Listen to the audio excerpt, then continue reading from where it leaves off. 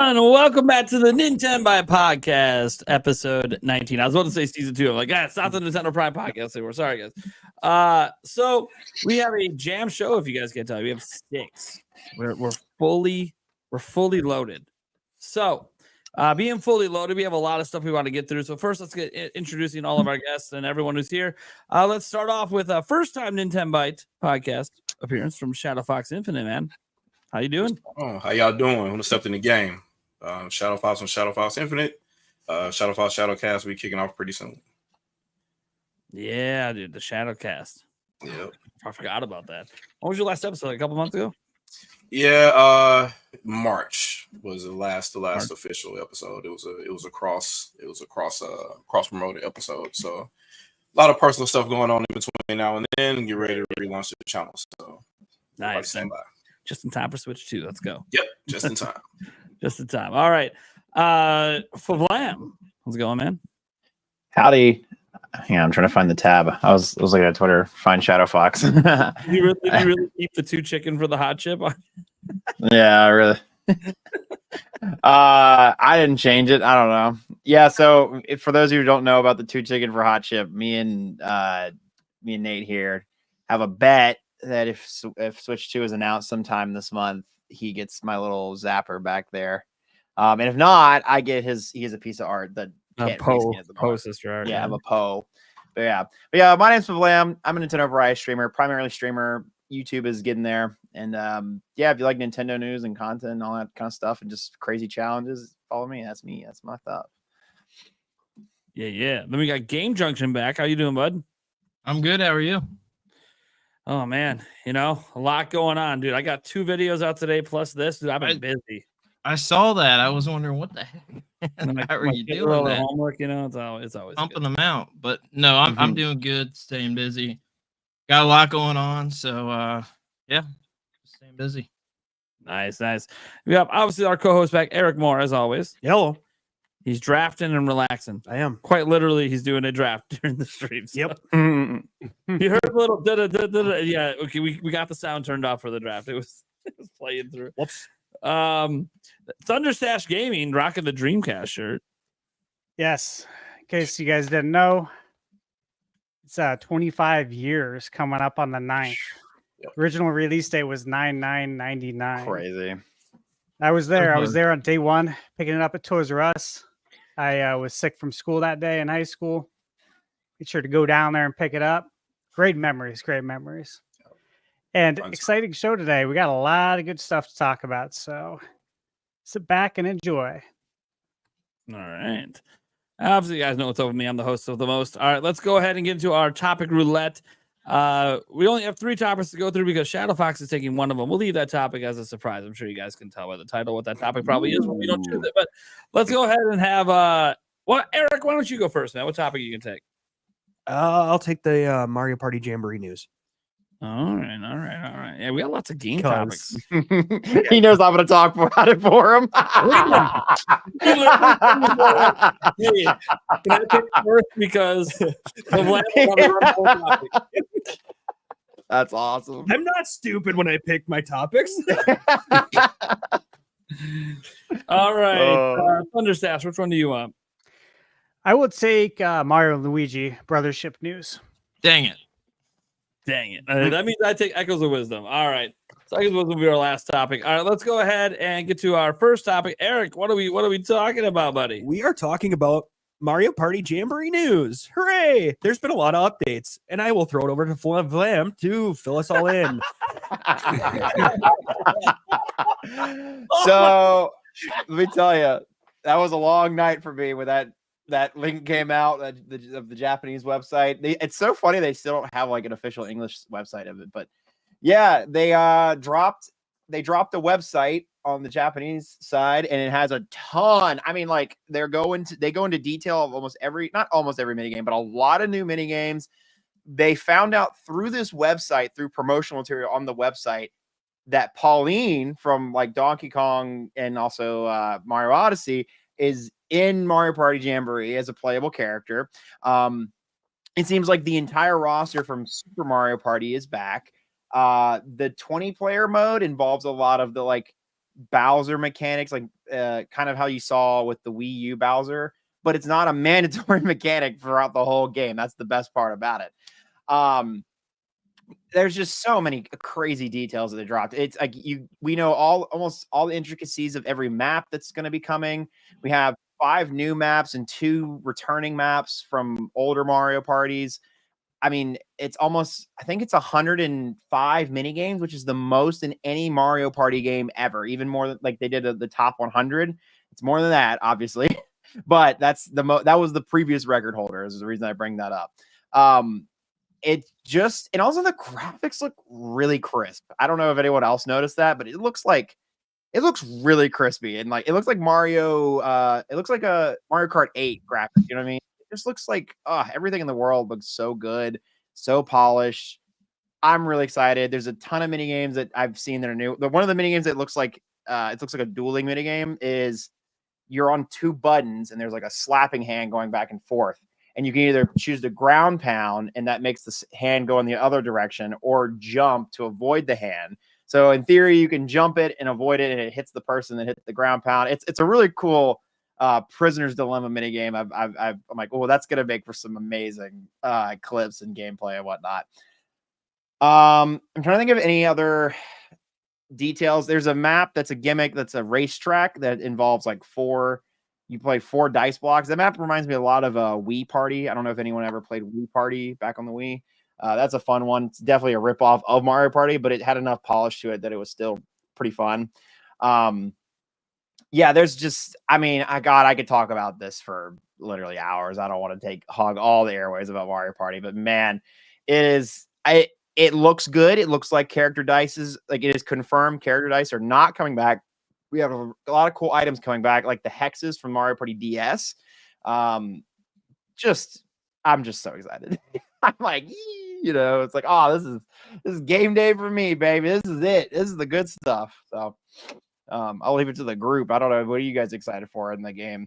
Do you guys have like a map that you've seen, or anything from the trailers that you've seen, or the leaks, or I guess leaks, air quotes, that has excited you?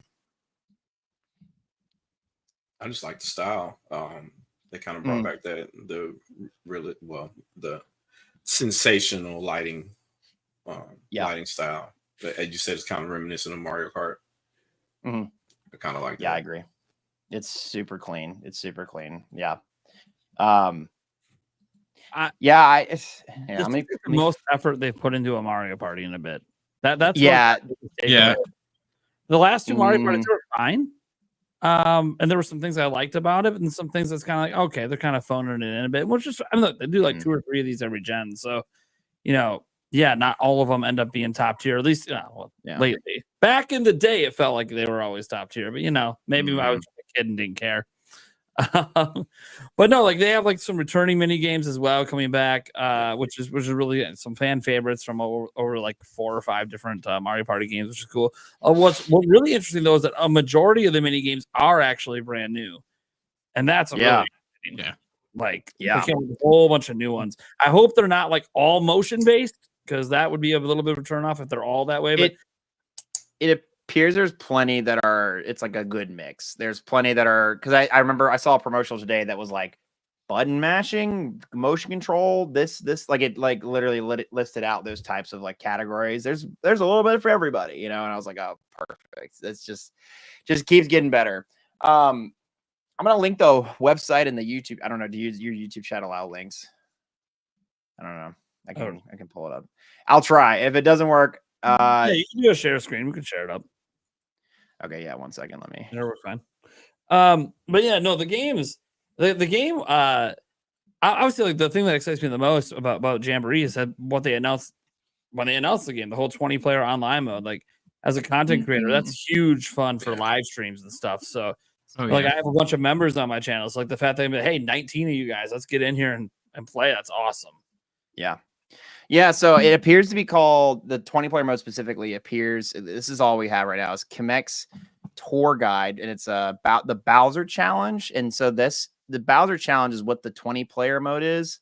So the mini games in between are this, like, Bowser's a kaiju in a city, and you're throwing bombs at them and stuff, it'll come up here. But there's also appears to be smaller mini games that you can do in the interim. I don't know why it's so choppy. I apologize, everybody. Okay. But yeah, I'm not quite sure how the whole system works. But yeah, here's the kaiju section that I was referring to before. So you will run around, you have these cannons, and you pick up bombs, and you're trying to just blast Bowser's health away.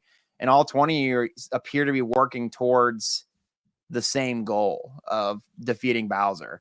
I don't know how this works into the turn element play per se. At the moment, they don't really show that. They just kind of show like this happens, and then also this happens, right? It looks really exciting. And there's other like mini games like this where like Bowser just we saw this mini game already, and as you can see, there's Pauline. This is one of the game previews that the people saw and were like, wait a minute, Pauline, what do you mean Pauline's here? Yeah, and here's a screenshot of what it looks like, how people move forward. I guess everybody moves at the same time, which makes sense. It would take forever if you just sit there and watch each person roll the dice and do their turn, use their item, So I'm really excited for this mode. Some other modes or let's look at the other. I think we go here. It's either here or the map. I forget where the maps tab is. This is the mini game. So here's some of the newer mini games. These are I think these are the motion based ones that they're showing off specifically because they're like, oh yeah, remember guys, we do have motion controls. The motion controllers are definitely here still. These seem to be like the mini game modes. In previous Mario parties, you could do like, instead of the main game board, you could do like mini game rushes, or where you work with the player, you play like a little sub game within it, and it's like, oh, whoever wins the most mini games gets points, and this appears to be one of them. It's like a 2-player one. Same thing with this undersea one, and I'm sure there's a free play. There's always a mini game free play mode in every Mario Party. I have yet to not see one of those. In terms of the maps, I think it's the Raceway and this Goomba Lagoon that I'm the most excited for. It looks like the maps are pretty dynamic in this game, like across the board. Like on this map, there's like a rising and lowering of the tide that cuts off certain routes and makes it so it forces players to go one way versus another, which I find really cool. And then this volcano will also erupt, and it can hinder spaces. So you'll see here it puts like lava spots on these spaces, which I don't know what that means when you land on them, or maybe it's just like if you pass it, you get hot-footed and you like lose coins or something. And the Royal Raceway, the gimmick just seems to be zip around the track as fast as possible, as many times as you can, right?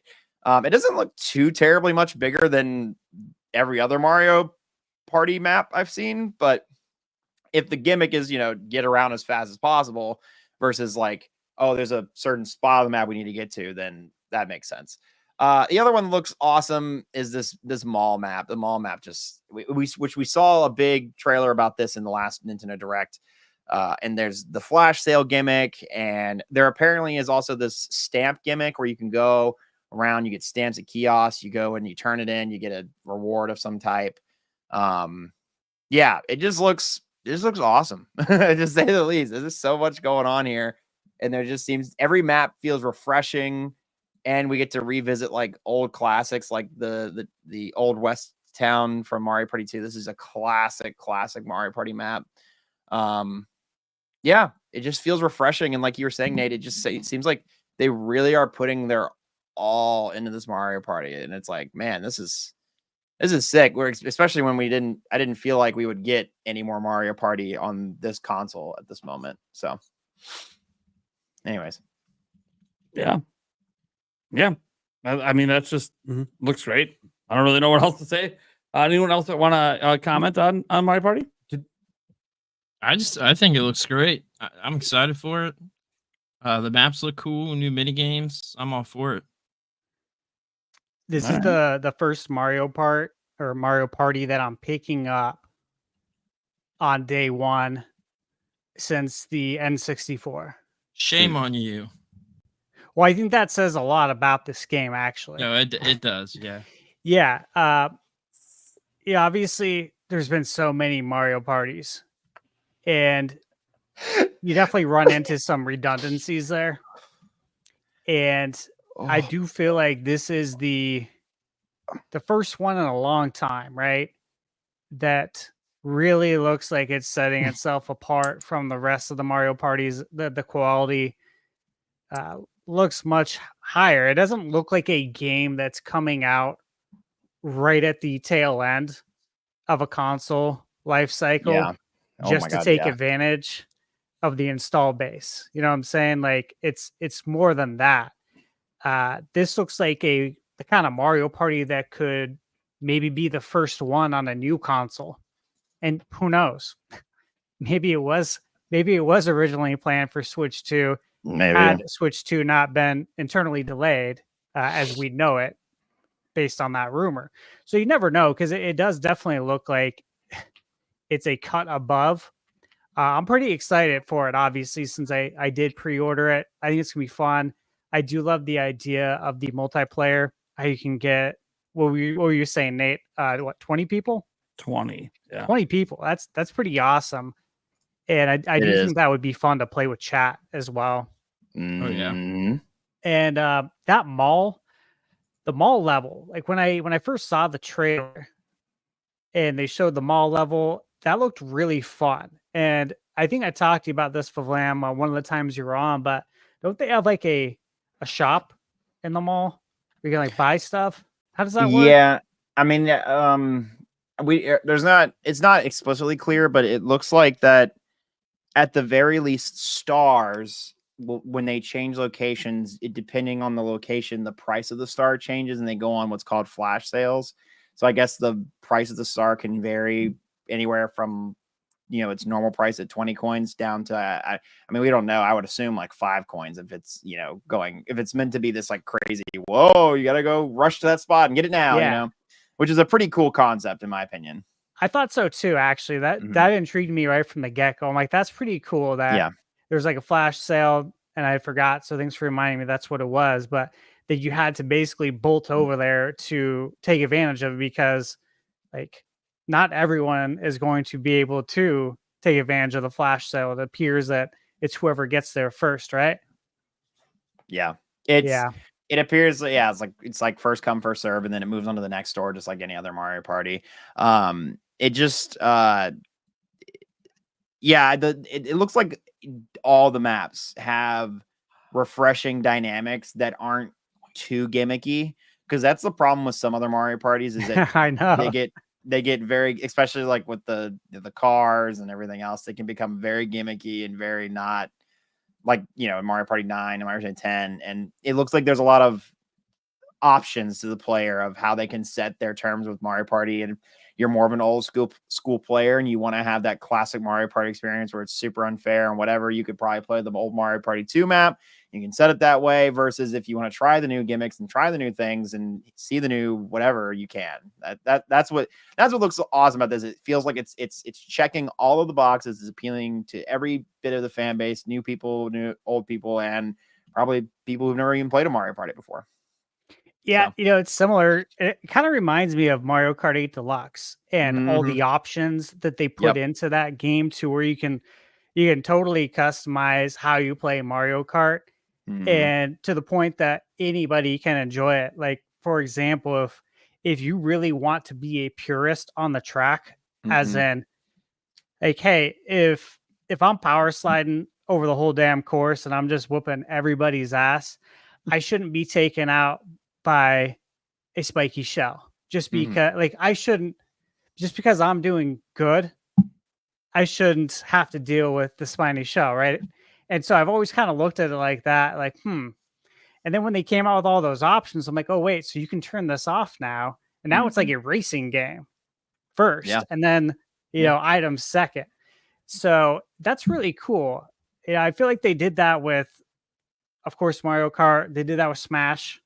The amount of options you can do in Smash is immense. And then Mario Party now. So this is good. This is how it can appeal to everybody. Sell more copies. Yeah. I like the direction. Yeah, agreed. There is mixed feedback on the return of hexes from Mario Party DS. Just within the fandom, just because they were Basically, like a hex would permanently change a space to something. Basically, you could permanently change like a blue space to a -3 or minus a star or something like that. Versus like in the GameCube games, when you would hex a space, you could still remove it, or there are ways to get around it. So they brought the hex back. We don't know to what extreme. Like we don't know if it will subtract stars again like before. It doesn't give them to anybody. It just gets rid of them. It just says boom, gone. So we'll see how that goes. But I like the hexes. I'm on that. I'm on Team Hex. So I like them too. I'm an agent of chaos. So whenever I play a Mario Party, I don't play to win. I play to cause the most pain. That's fun. I feel that. Which is the best. Which is the way it ends up. Usually helps you win. So I think they brought allies back too, didn't they?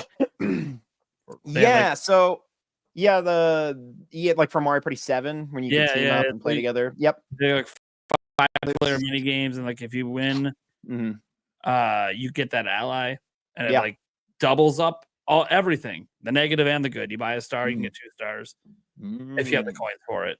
Yeah, stuff like that. So cool. Also negative, like something bad happens, it takes twice as many coins from you or whatever. But obviously people focus on the fact that, hey, if I have a lot of coins, I want to double up my stars if I get a chance. So that's a really cool mechanic that they brought back, and obviously have exclusive 5-player mini games. So that'll be really fun too. Here's the thing: like, we're talking about all these mechanics that they brought back from older Mario parties that were never in the same Mario Party before, plus all these new mechanics. Like that's what really feels like they really put a surprising amount of effort in this, for this being the 3rd game in this franchise released on this system, and yet it looks so far ahead of the other 2 games they did, which is just insane. It's almost like it wasn't even made by the same team. Like it's crazy. I'm excited. Like this game's gonna go on. It's gonna probably be Nintendo's biggest holiday sale. It's probably gonna sell 10 million plus. Oh yeah, easy. So what was the second one? It was Super Mario Party. What was the second one? Mario Party Superstars. And Superstars is it's like a remake conglomeration of Mario Party 1, 2, and 3. It doesn't have everything from those games, but it's like they took everything from the Nintendo 64 Mario parties, and they took the best parts from all of them, remade them in modern graphics, and remade all the mini games, and then shipped it out as a, hey, here's something for the old fans, which it's so much better than Super Mario Party. Was Superstars the one that got kind of the hate, or was that was Super Mario Party, right? Super Mario Party, the first one. Yeah. So Superstars was a good one. Super felt very lacking. Yeah, it felt lacking. It felt empty. It felt unbalanced, like character dice and like the mechanic. I mean, like you were talking about the allies. That's from Super, but the problem wasn't the allies. It was when you get the allies, then you get the good character dice, and it was just a whole like you had to this meta game. There was too much. Yeah, it was just too overpowered. Not good game balance, but. Correct. I mean, again, the games are meant to be crazy, but like there's a little bit of balance. Otherwise, you always end up with someone who has no fun the entire time, and that's not the point of Mario Party. Everyone's supposed to have a good time, even if you lose. Correct. All right. Eric, you have any thoughts on Mario Party? I don't play it much. I mean, will now. Yeah. I was gonna say I'll probably play with you a little bit, but I don't play Mario Party all that much. So we did a lot when we were younger. Yeah, no, we did for sure. But again, I don't game as much as I used to either. So there is that. You know what? I will drag your ass over here. It does look fun. So all right, chat. We'll make a super chat goal at some point to get Eric's ass over here to play Mario Party with everyone. There you go. Hell yeah. Is there there's some new characters? I thought I saw like Pauline. Did I see that somewhere? Yeah, I mentioned that earlier. So Pauline was, and again, they found her out through that website. They never did because they never did like an official announcement. And then once the people were like all over Twitter, like Pauline's back or Pauline's here, she was never back. Dropped a 30-second trailer. Okay. Yeah, then they dropped a trailer like Pauline's here, guys. Isn't that crazy? Yeah, we know. Got it, Nintendo. It's like we've been there. We've been known, Nintendo. But thanks for the high res video of it. At this point, I could use that as B-reel. Right. There you go. Yeah, for real. All right. I think we can probably just get to our second topic. What are we rocking, Thunder Stash? All right, guys. So I'm sure you saw some new Mario and Luigi Brothership news came out. And do we want to pull up the trailer? Yeah, because I've only seen bits and pieces. I'd been so busy with the stuff, with the Yeah, Mario Party same. stuff, that I haven't had a chance The to really original digest trailer or the new 30-second thing? it. The new one. Maybe the new 30-second thing. It might actually be easier, Nate, to just show your video that you just did. Because I watched it today. And you clipped it good. Nice. It's easier than just The clicking glaze on is crazy. each video, right? I suppose everything is in there, I guess, right? Yeah, exactly. So there was a lot of me. Yeah, that's all right. Yeah, all right. Give me a second here. So first off, I'm very excited for this game. I've mentioned it before, but the first Mario and Luigi game, Mario and Luigi Superstar Saga, I had that game pre-ordered back in the day when I was working at Best Buy in Circuit City. I was working at both jobs. That's how old I am. I think that helps to age me for you guys to know that I actually worked at Circuit City back in the day. Famous. But I had it pre-ordered, and it's funny. I was talking with Paul Gale on Twitter, and I first played that game on the GameCube through the GBA player. I don't know if you guys had that back in the day. I still got that. Oh yeah, so good. But I'm a big fan of these games, right? And I know they're not as mainstream as, say, the Paper Mario series, because these were portable only this whole time. And so this is its first time coming to consoles. And again, we didn't know if this was ever going to come back. I mean, I didn't have that on my bingo card, so to speak. Mario and Luigi making a return, because what was it? Alpha Dreams, right? That was the development studio. And you know, they're no longer. So it was kind of like, Nintendo just bought 'em. yeah, we may not get it. We may not get a Mario and Luigi. And sure enough, here we are. So I am very excited for this game. What do you guys think as we're kind of just got these trailers playing? Let me just say, I am very excited for this game. Like, super pumped. It's been at the top of my list since it was announced, honestly. I love these games. I just thought it was funny that we found out today that the land is called Concordia. And When- Concord. Right. Concord is I thought the same thing. I thought I misread it. I thought I misread that, and I was like, what the heck? Well, I saw someone put out a tweet on Twitter, and it was something like, Nintendo, you guys are a bunch of savages. Because of course, the same day that Concord news came out, this trailer dropped, and it was like within the same hour, probably. Yeah. It was pretty funny, actually. Like, Super what are the hilarious. odds of that, right? Right. So yeah, very exciting. On Well, this new trailer, hopefully this one doesn't get canceled in a week. So. Oh, this one definitely. Oh, yeah, right. Offer refunds, right? No, yeah, that's wild. God, the game looks, I mean, it just looks beautiful. I Yeah, don't it know does. where they found this processing power and this art, like, you know what I mean? Like, I don't know where they found the gumption to get all these good ass looking games on Switch right at the end of its life cycle, but damn, these games look great. I mean, I'm being facetious when I say that. I know there's plenty of good looking games on Switch, but this game looks, I mean, art style wise, it looks like it runs fantastic. It's got so many amazing things going for it. I've only played Superstar Saga back in the day. I love that, and I love Paper Mario, and this game just looks beautiful. I'm so excited in so many levels. Is it fair to say this is one of like the best years for the final year of a console? Because I feel like it is, whether I there's think so. remakes and remasters for and stuff like Nintendo, that. absolutely, yeah. That's what I put on Twitter. Because I mean, even not just Nintendo, but I can't I think think of period. yeah, because you think of the last year of like PS2, it's I don't know, Winning 11, like Just Dance. The last year of PlayStation 4 was pretty strong. Yeah, PS4. Not one Yeah, thing. it was. That's true. And PS3 also, because Yeah. Those had back to back, like really strong. And that's why it's like, well, from the AAA gaming space, you could maybe argue, okay, a bit more hype for those games. Yeah. But like Nintendo, just a published game every month, just like they've been doing this entire generation. And Yeah, they we don't went- have any like big AAA one, but dude, they're gonna have a 10 million seller in Mario Party, so Nintendo's cool. They're great.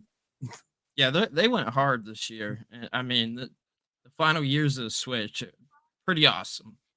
That's probably the big difference too. Regardless of budget, Nintendo was bringing bangers. Yeah. Pretty much throughout the generation for the most part, which is something that we really can't say for any recent platform. Not in recent history anyway. It's PS2 is probably the last one I could think where pretty much every type of game that you would get, whether it was a RPG or some other type of budget, we're trying to make our own version of Zelda kind of game. That was probably the last platform where you could get all those different types of games on one platform, and they all do at least decent. So It's interesting because if we go back a year, right? Actually, a little bit more than a year, but I'm sure you guys all remember, we all kind of thought, I think collectively, that, hey, we're going to get Tears of the Kingdom, and then whatever else we get after that, we'll kind of go from there because we're probably going to be getting the Switch 2 soon, right? And a lot of people thought that there's probably not going to be any other major Nintendo releases. And then, of course, we got a ton of games last year in the second half. So then it's like, okay, that was awesome. But is that going to happen twice? And it's sure enough, it's literally happening twice. Yeah. The next year, we're getting another Zelda game. We're getting another Mario RPG game. We're getting Mario Party. It's like, what in the world? And of course, we got some good third-party games coming as well. You know, like I expect Dragon Quest 3 to sell very well, especially in Japan. Yeah. Oh, yeah. Yeah, that's gonna sell bonkers in Japan. They love Dragon Quest there. They absolutely do. And you know, I gotta agree with you guys too. The art style in the game looks very, very nice. I think it fits the game well. It's not like cell shaded, not like the old cell shaded that we know from, you know, the cell shaded era when all the cell shaded games started coming out shortly after Wind Waker. But it's similar, I think. yeah, Killer 7. Yeah, it looks great. I think the game looks really nice. I am curious, and maybe how long you guys think the game will be. You think this is going to be big? 40 hours. 40. I think Damn, it's gonna be that's pretty long. kind of extensive. I mean, it is an RPG, and like, I think I spent around that time on, well, maybe a little less on the other Mario and Luigi games. I don't know. I definitely put time into them, though. I did like everything. I was going to say it's probably a completionist run. Maybe like 30.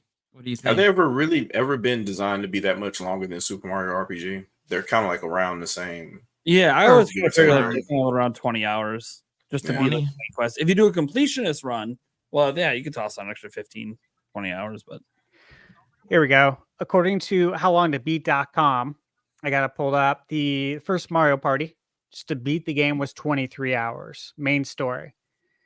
1,000 Year Door was 30. And then everything kind of hovered around 20 to maybe 29 hours just to get through the game. Yeah, it makes sense.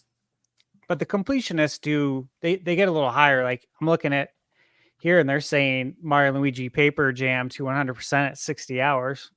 Oh, geez. Yeah, it's a lot. That's a lot on the 3DS, especially if you got that 3D on. Oh my god. But I mean, I feel like I Everyone just spent turn that shit off. Come on now. 40 Yeah, hours my on that eyes would 3DS never. remake. So I don't know. That could be like completionist thing. Yeah. So I think main run between like 20 and 25. I think just to beat the story.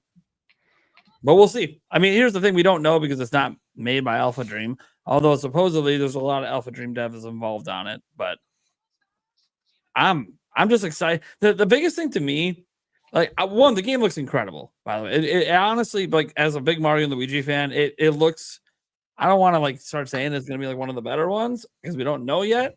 But the gameplay looks incredible, and what excites me the most about it is just the fact that it's a new game, meaning the series is going to continue when we thought it was dead 8 years ago. So Also, I saw a tweet earlier. Nintendo reviving IPs. That's what I like to see. Of I course, saw a tweet earlier. This is a Yeah. revival. No, yeah. but I mean, I'm glad it's coming back. I mean, same thing with like just keeping the Mario RPG genre alive in general with the Paper Mario remake and RPG and in this now. please say but- this isn't just an end of generation thing. I want know, right? more RPGs on early Switch 2 life. Mhm. But something I'm also really excited for was I saw someone say there isn't a Toad in sight, and I was like, hell yeah, there isn't. Hell yeah, there isn't. Love it. So are you not a fan of Toad? No, I'm you fine feel like with he's Toad. overused? Yes, there Yeah. it is. And there is no better example of that than in Paper Mario's Sticker Star and Color Oh, Splash, God. when that is literally Yeah. the only other character in the entire, Yeah. like side character in the entire game. Yeah, I agree with you. Yeah. Which is, it's fine to have Toads. Like they could even have like, the Mushroom totally. Kingdom. That's fine. It's just like, it's kind of ridiculous going through the entirety of a story, having no variety to any areas, and the entire time you're Yep. talking to the same photocopy, literally. Yeah. That's how I felt about the what was it, the Piantas and Super Mario Sunshine. Okay. Interesting. Oh, yeah. That's a hot Th- take, but I can kind of see where you're coming from. Yeah, That's they how were I felt local, about so it back in the day. Yeah. Yeah. I I'm feel like, like, I because can't back get in the day into they it. were brand new. Like they weren't like, because Toads we've seen in other games, you know what I mean? But I could definitely see what you mean though, because I think they can become redundant towards the end of it. At least the Nokis are there too. They have so they have some variety, but overall, I get I'm picking up what you're putting out.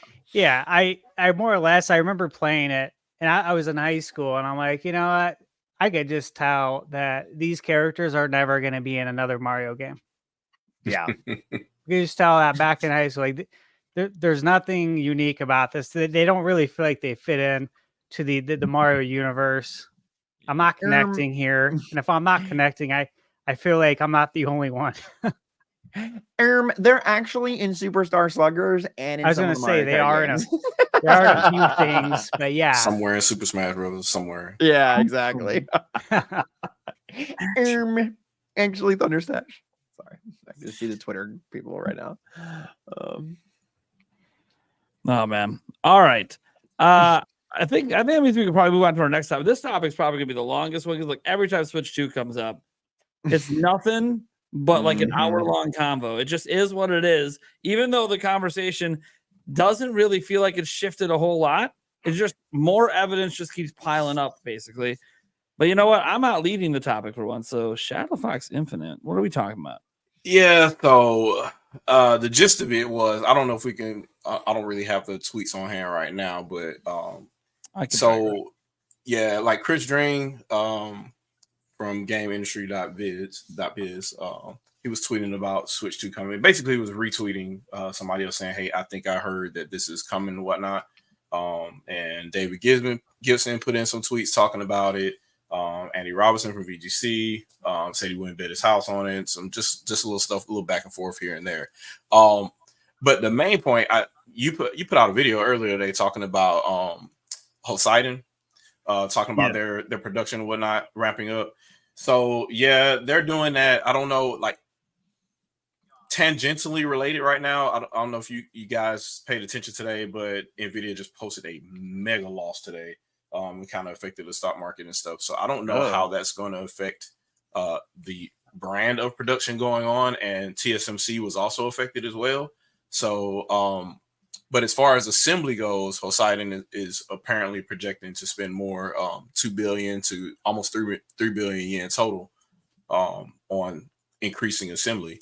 So, and if that's happening like right now or whatever, then it's pretty much going to be something is going to be announced before it ends up leaking. Because if they're putting them together, then somebody's going to take a picture, and it's only a matter of time before stuff is leaked out. So you might as well go ahead and make an announcement before that kind of stuff happens. Because anybody knows Foxconn back in the day, that's how Semi-Accurate got all the information about the original Switch way back in almost April or May of 2016, before any of the other news outlets were able to officially drop it. I guess with an embargoed or something. So they weren't able to officially, I think it was it Eurogamer that I think they were the first outlet that officially announced, hey, we heard about this thing and what it's going to be. So if everything goes the same way that it is now, they can't risk any production happening in the cell phone world without having to make an announcement. Just go ahead and get it out there and beat the bullet there.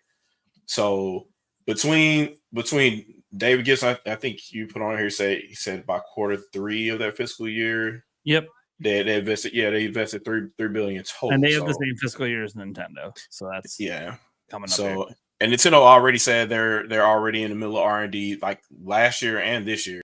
So they're obviously spending money on something. So between that and all their partners here in China, I believe, and Taiwan. So between those three locations, something is being built. Now, the question at that point is what date is that going to be? That's the magical. I already wrote on my notes again when I saw this. I was like, yeah, I'm still team October. I know most people were like, oh, September, we got a couple of weeks, maybe they'll announce something. But I'm thinking Nintendo is going to stick to the original script that they did with Switch, even though I know things are kind of going back and forth from there. But I'm pretty sure the R&D as far as like chipset design and all that has been nailed down for at least a year now. So as far as production, it's just when are they going to press go and start having hands put stuff in boxes at this point? So I don't know. And what we're going to see, who knows? Because Nintendo is a lot of the times it's not even what the silicone is what they do with it. Because the last thing I was thinking when you said we have detachable controllers, I wasn't thinking you'd be able to feel an ice cube in your hand. That was the last thing I was thinking that they were going to do that with motors. But I mean, who knows? Who knows what the new gimmick is they try to put together? It's got to be different some type of way. So it can't just be more graphics. Yeah, it would be strange if it's just more graphics. There's probably something like I think for like the primary use case, yeah, it'll be a more powerful system that can do everything the Switch can, but there'll be like that extra thing. The extra thing may or may not become a big deal because you don't really know. Like, is it just going to be a camera? Okay, well then most games probably won't use that, so it's not as big a deal. But then maybe does that mean there'll be voice chat or video chat local on the system? That would be kind of cool. Because again, every other platform has that. Or not just Discord integration. Like, come on now. Yeah, be real. Let's be real. Discord would be great. Discord would be nice. But yeah, like the biggest reason that people are even talking about it, there's like two things that came up. Obviously, all the it was Christopher Drink and Andy Robinson. They both kind of alluded that basically a bunch of journalists are hearing that there's going to be some sort of news this month. And even Andy Robinson, he was the one that specifically was like, a bunch of us are hearing this stuff, but I'm not going to bet my house. Because it's like basically saying, hey, how many times have we said Nintendo's going to do something and then it's fucked up. So like, yeah, we're hearing something this month, but it might not be this month. So whatever. But I guess the general takeaway from that is, well, something must be happening soon if they're even hearing whispers. Because once the whispers come, that's usually when it's smoke. Something's going to be happening here. But the biggest thing was clearly the Hoseidon thing. Like, they are the main assembler of the Switch, and it literally no one talked about it because no one pays attention. Thanks, David Gibson, for bringing them up. They are investing 3 billion yen in their third quarter towards Nintendo, specifically towards stuff for Nintendo, new warehouse, new automation equipment, new. Why are they doing all this new stuff? Well, clearly they're making something new for Nintendo, putting something together. Now, they don't make the components, they're the assembler, but that's the thing. That's where the leaks come from, is from the assembler. So if they're starting to assemble the system here coming up in October, November, December, well then, leaks are going to happen at some point in October. We're going to get an image of the system out of the warehouse. It happens like every single time. Everything leaks. So right now it's just components. Like we heard last month, there was like one component manufacturer that was maybe going into mass production for a power component for the system, and that's cool, but that's not putting the system together. Like getting a little picture of a little power thing isn't gonna like excite the internet. So those like never leak, but the fully assembled systems almost always do. I mean, even for Nintendo, like think about it, we had leaks for like the Switch OLED, the Switch Lite. We have both of those leaked with images before Nintendo announced them. Granted, at the time we were hoping the Switch OLED was a Switch Pro, but it is what it is. And then we had like the Tears of the Kingdom Special Edition. That one leaked, but like a couple months before they announced it, and everyone was like, "Is that real? Is it not real?" Dude, we even had the box leak for crying out loud. Chad, is this real? Is this real? Like, and everyone's like, this can't be real. Like, we've never had a retail box leak before. Yeah, well, first time for everything. You never know. Yeah, you never know. So like once something is being assembled, there's thousands of people that now have access to it. Something's gonna leak. It just is what someone's gonna take that screenshot, throw it on a Chinese Taiwan forum, and it's gonna get out to the internet. It just is what it is. And most of the time they tend not to get caught since they just keep doing it. So whatever. Maybe the companies just don't really care that much. I have no idea. But what I will say is you got to get out ahead of that. Like for all the people that talk about how like, they wouldn't announce it this year, the holidays, man, they got to get out ahead. It's going to leak anyways.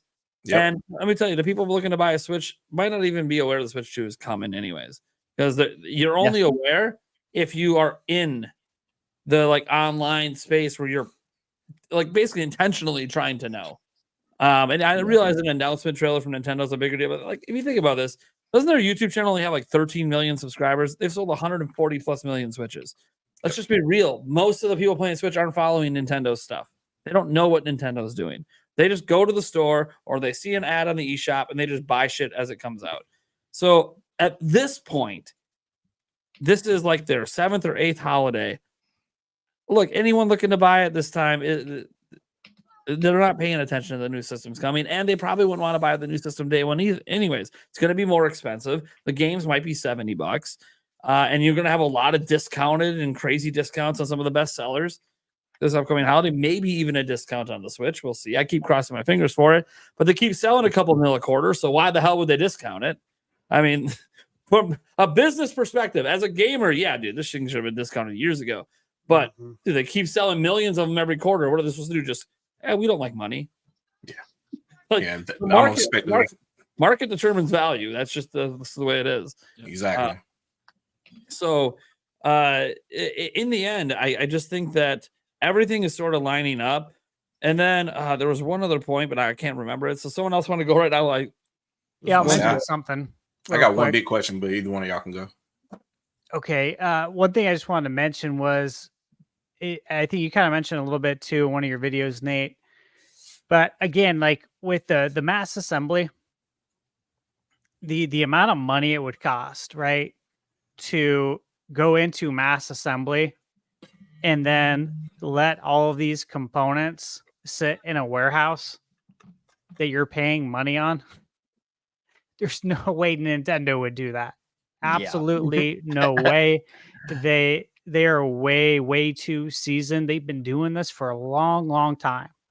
Even before consoles, before they were doing the arcades, they've been in this game for over a century. If you think about it, what was it, since 1889, and they know how to squeeze every cent out of things. And when you operate that way, there's just no chance that you go into mass assembly for components to sit there. There's just no chance whatsoever. And when you mentioned that, Nate, I was just thinking about that. I'm like, there's just no way. And it's got to be coming any minute. If you think about the genius things that they do as well, like even stuff that they mass produced decades ago, they still throw back out there. That's the only reason we have an adapter for the Switch for GameCube, because they had extra stuff laying around. They're like, hey, well, we'll build this in the warehouse. They had extra stuff laying around from when they used to service NES and SNES. So like, hey, we'll make NES Mini. We'll make it. Like, they know exactly what to do as far as operational stuff goes. So they're logistics specialists when it comes to that, and they make sure they squeeze every penny out of everything that they have. So My big question in the room is kind of outside of Nintendo, but they've been directly partnered for a long time, and their website, their press releases, everything have been quiet for like the last 3 to 4 years, and I really want to know what they got going on, and that's Macronix. So I want to know, like, what are these cartridges going to look like? Because that has to be, they have to have some type of medium to where they're doing this. It's not going to be an all digital console. So, and yeah, they won't make a disc that small, so that's not happening. But they've been really quiet for a very long time, and typically they will make some type of press release saying, "Hey, this is what we're doing for the year," or whatever. But they've been extremely quiet. Do you think that they go along with like the 3DS where they add like a notch to like the actual cartridge or something like that, something very minor? Yeah, that's possible. That's what I think. Yeah, I think it's got to be like something pretty minor so that obviously the Switch 1 games can fit inside of it as well and be backwards compatible. So that's where I would put my money. Yeah, I think that's agree. the most likely thing. And of course, we've seen this in other areas, right? With the DS, the 3DS. It makes sense. We saw it, of course, with the GBA. You know, obviously you could still fit Game Boy games in there as well. So Nintendo's not new to this. I know, what was it? Obviously, Mike Odyssey, friend of the channel, of course, of the podcast, and he likes to dig in to all the patents. And I remember he had shown one that was a cartridge related patent. And it was basically, what was it? The transistors on the back of the cartridge. There was a patent for a cartridge that had like more transistors, which could very well be like a Switch 2 cartridge. More pins. Yeah. Okay. Yeah, more pins. Thank you. And so I saw that. I'm like, I think that's the most likely thing, because if we were to take a poll, we all believe that it's going to be backwards compatible. We all believe that Switch 2 is going to still have physical games, no doubt. Nintendo likes the physical presence at retail. And, you know, if Xbox gets out of physical games, which I believe they are, I think they're already on their way out of the physical presence, at least the storefront. It's very small for the last few years wherever I go. And we've talked about this before on the channel that, you know, Sony might want to follow suit at the same time. That way they can kind of share the heat, share the blame, so to speak, share the hate that they're going to get. And, you know, it is what it is. It's a direction, of course, that gaming's going in. I will support physical until the last day. Yeah. But I'm an old head, and I know the direction, of course, that it's going in. But I think Nintendo would love to have the physical presence alone in the retail space. So given all of that, yeah, I think it's still going to be a cartridge slot, probably with a notch would make the most sense. And it would probably be the most cost effective, right? Yeah. Versus having like 2 slots. Yeah. Yeah. I can't see them doing the DS over again with the 2 different slots. If they do 2 slots, I want it to be for the micro SD cards. I want to put 2 of those in. Right. Oh, that would be nice. Terabyte of storage. That'd be But sick. let's be real. This is Nintendo. That will never happen. Yeah, You put it on cheap cameras these days. You can get 2 full SD card slots. I know they're not going to do that it. would be nice, but It yeah, would be I'm very thinking nice. I'm thinking more of so at some point Macronix made it a little bit cheaper for you to purchase their NAND flash module. So they had they could stack a little bit more on like basically effectively their own version of VNAND. So you have a little bit more storage capacity per pin, so you can get a 300 400 gigabyte cart for the same price that you could the 32 gig carts for the Switch, which apparently were expensive per the developers in at the time, but I don't want to take their word for it because these guys didn't want to buy a 16 gig cart. They would just put it on an 8 gigabyte cart and make you download the rest. So I don't know if that's going to change. Yeah. Even like if they it's go to the 3D bullshit. NAND and it's a little bit cheaper, in the end, and these games are getting bigger anyway. It's just that for third party, it's going to be dumb no matter what. But for Nintendo, I think it's 64 gigs. Maybe a little bit more than that will probably be the sweet spot for them for their games because they don't do big, what is sweeping the texture sets. I don't know what it is about that. what is the biggest like file size Nintendo game on Switch? Like Nintendo published. There's someone on Is it Twitter still who Donkey tracks Kong? all of this. Yeah, Yeah. I know there's some really big third party ones, but but I don't know if Nintendo had much bigger than like 15 gigs. You know, Yeah, I I will think it's say still Tears of Tropical the Kingdom Freeze. was the biggest, right? that that would make sense. that Nintendo developed. Yeah. Yeah. Tears of the Kingdom was, but I think published. It might have still been Tropical Freeze. It might have still been. Which is Oh, wild, really? right? Oh man, That makes no no Wii sense U at game. all. dude, whoever they had port that, man. Come on, That's get on crazy. Nintendo's compression. What are we doing? Yeah. They saved nothing on that cart. It was what 20. It was like 23 gigs or something like that on Wii U. I Oh believe. my god! Oh my god, are you kidding me? Yeah. Okay, Wow. well, that was definitely not a Nintendo internal studio that ported that one. Wow. Jeez, That's crazy. So yeah, it's a great game, but man, it's wild. Yeah, so most of Nintendo's games barely you're talking about 16 gigs max because they don't, Kingdom is 18.2. I just don't like Wow. I don't get the point Okay. of needing to build a game where every single texture you see never repeats. Like what is the point of making a texture set if it's never going to repeat Or again? also in this like modern era, like FSR is now coming over to PlayStation and Xbox, like fully, like you're getting the good support for it. Obviously, we have heard rumors forever that DLSS is coming. We've been using some weirder forms of FSR, the early ones on Nintendo. A lot of people are now using all these upscaling technologies. I don't really like some of the giant file sizes that are in like the Call of Duty downloads that are always like 100 plus gigs every gen is just 4K texture packs. It's like, but do we even need those? Why aren't we just using the available technologies for upscaling? And like people can't tell the difference most of the time anyways. Like I'm not saying don't have a version of that available, say for like the high-end PC users that want to go native.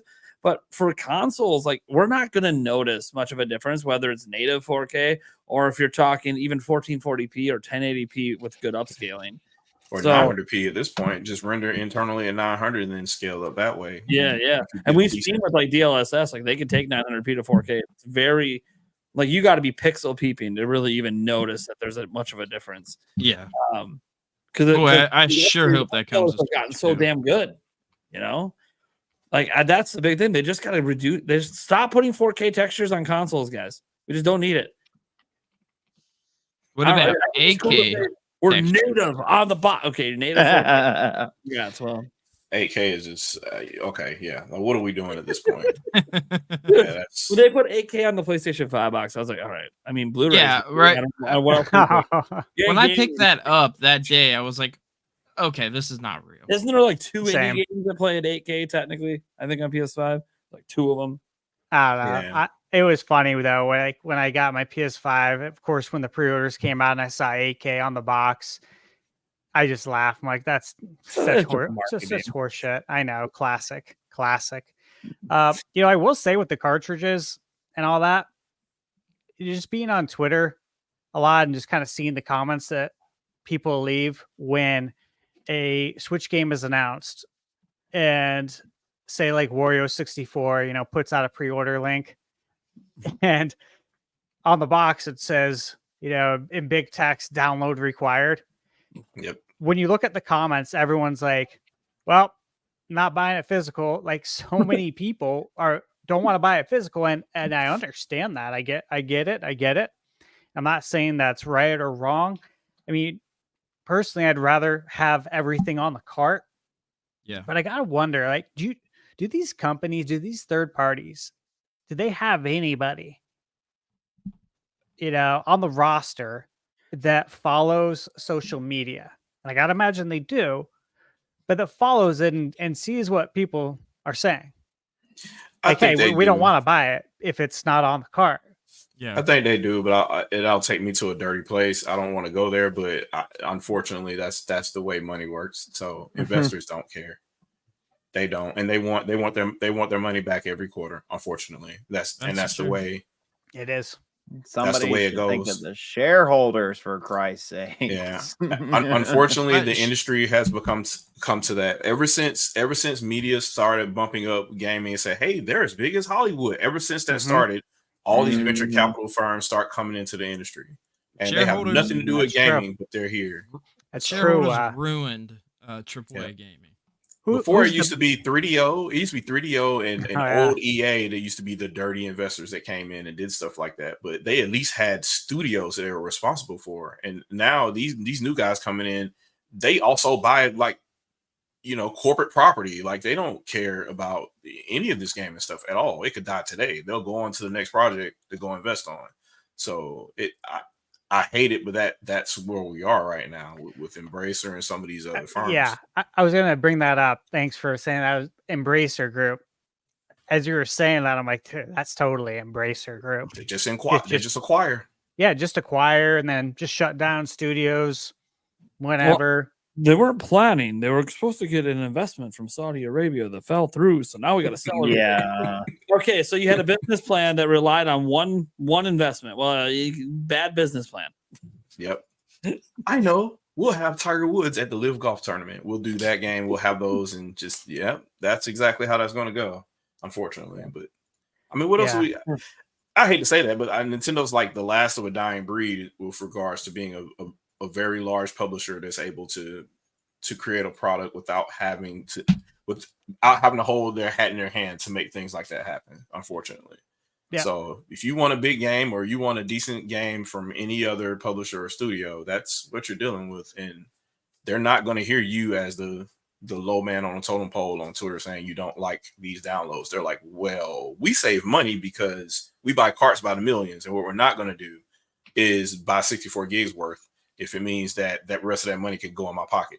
So there it is, unfortunately, which affects other things too, to include development and stuff like that too, because a lot of the times these studios have nowhere to go after they complete a project, no matter how smart or good they are with programming and technology and stuff like that. So that stuff doesn't get kept up, and that's another sad part of the way things go. Back in the day, if you were a good programmer, you stayed on staff. Like they needed you there, and you became a senior guy and you moved up in the company. Now you're done making that game. You could have been the best person making that game. Now you're looking for a job. Yeah.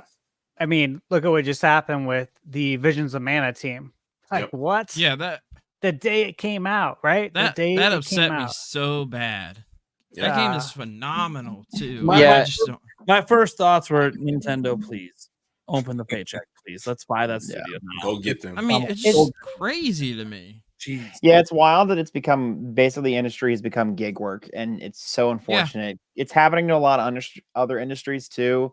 That's why if you're a video game developer and you're not part of some sort of SAG-AFTRA or some sort of labor union, again, please organize your workplace, organize your labor force, because it's you need that bargaining power so you can have good workman's comp and you can have a successful career in the industry. If you can't get in with a bigger studio like Nintendo, more of It's, them like, are stable. joining unions, which is, I guess, a good thing. Obviously, with the state of gaming in 2024, it's sad, man. So many people losing their jobs. I got tweets today. I can't remember who, but somebody else shut down today too.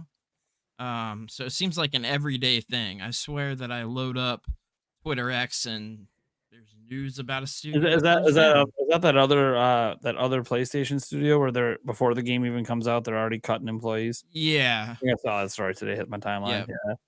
Yeah. There's so much going on. Long good after they just had Concord bombs. So, well, like, here's the thing that I think about is like, who, people are excited about games.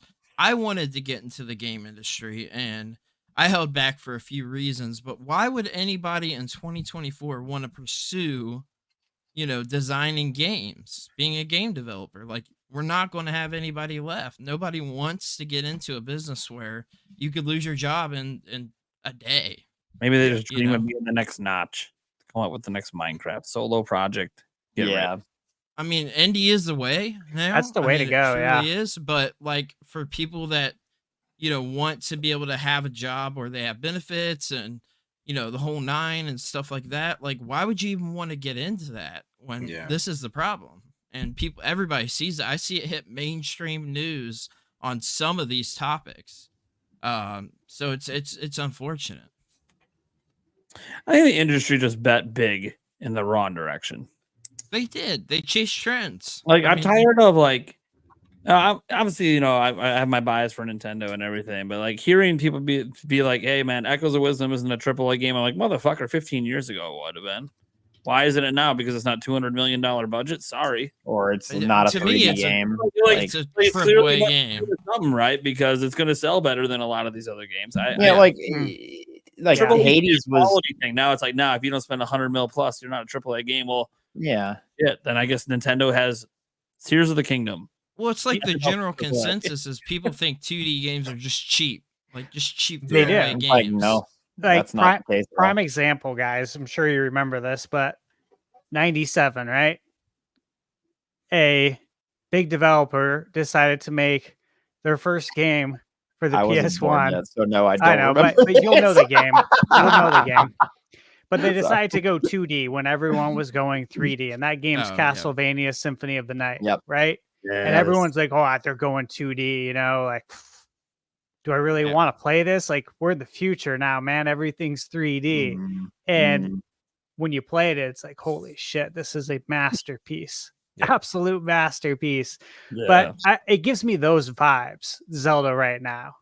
Like the way some people view the game as it like not being this big AAA game because it's not, this 3D open world game, the third person perspective. It's like, that doesn't matter. Yeah. What matters is the quality game, of man. experience, man. Yeah. But the Always. quality of experience. Always. I mean, there's gonna be people that hated Breath of the Wild and Tears of the Kingdom. They're gonna love Echoes of Wisdom just because it's different.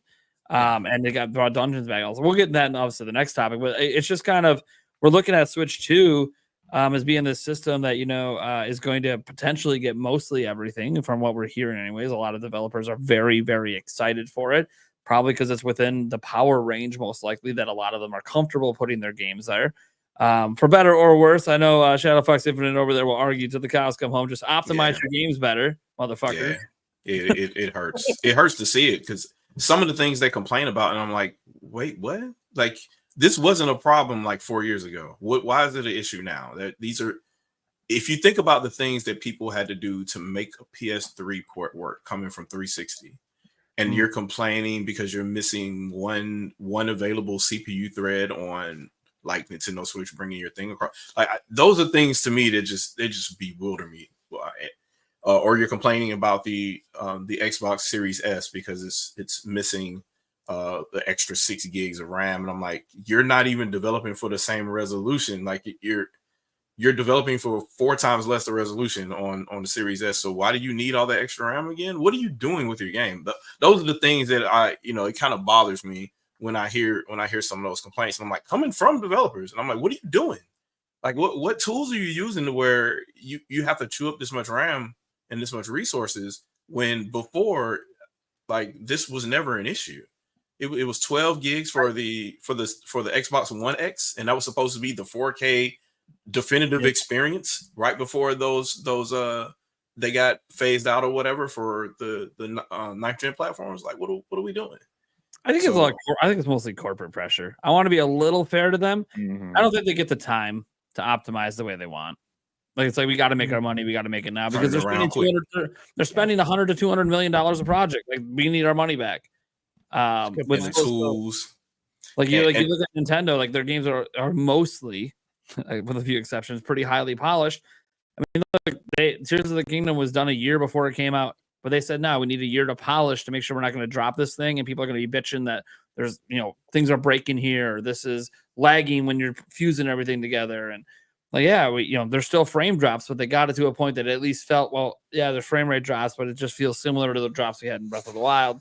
So it feels more acceptable to the people that are going to buy the game. Yep. But that took a year of polish, even though the game was done, because even look at now, like we're not having any major Pokemon game this year.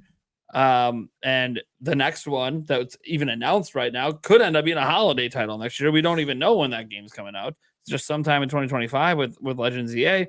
And for the first time, it looks like Game Freak is taking their time to do their project.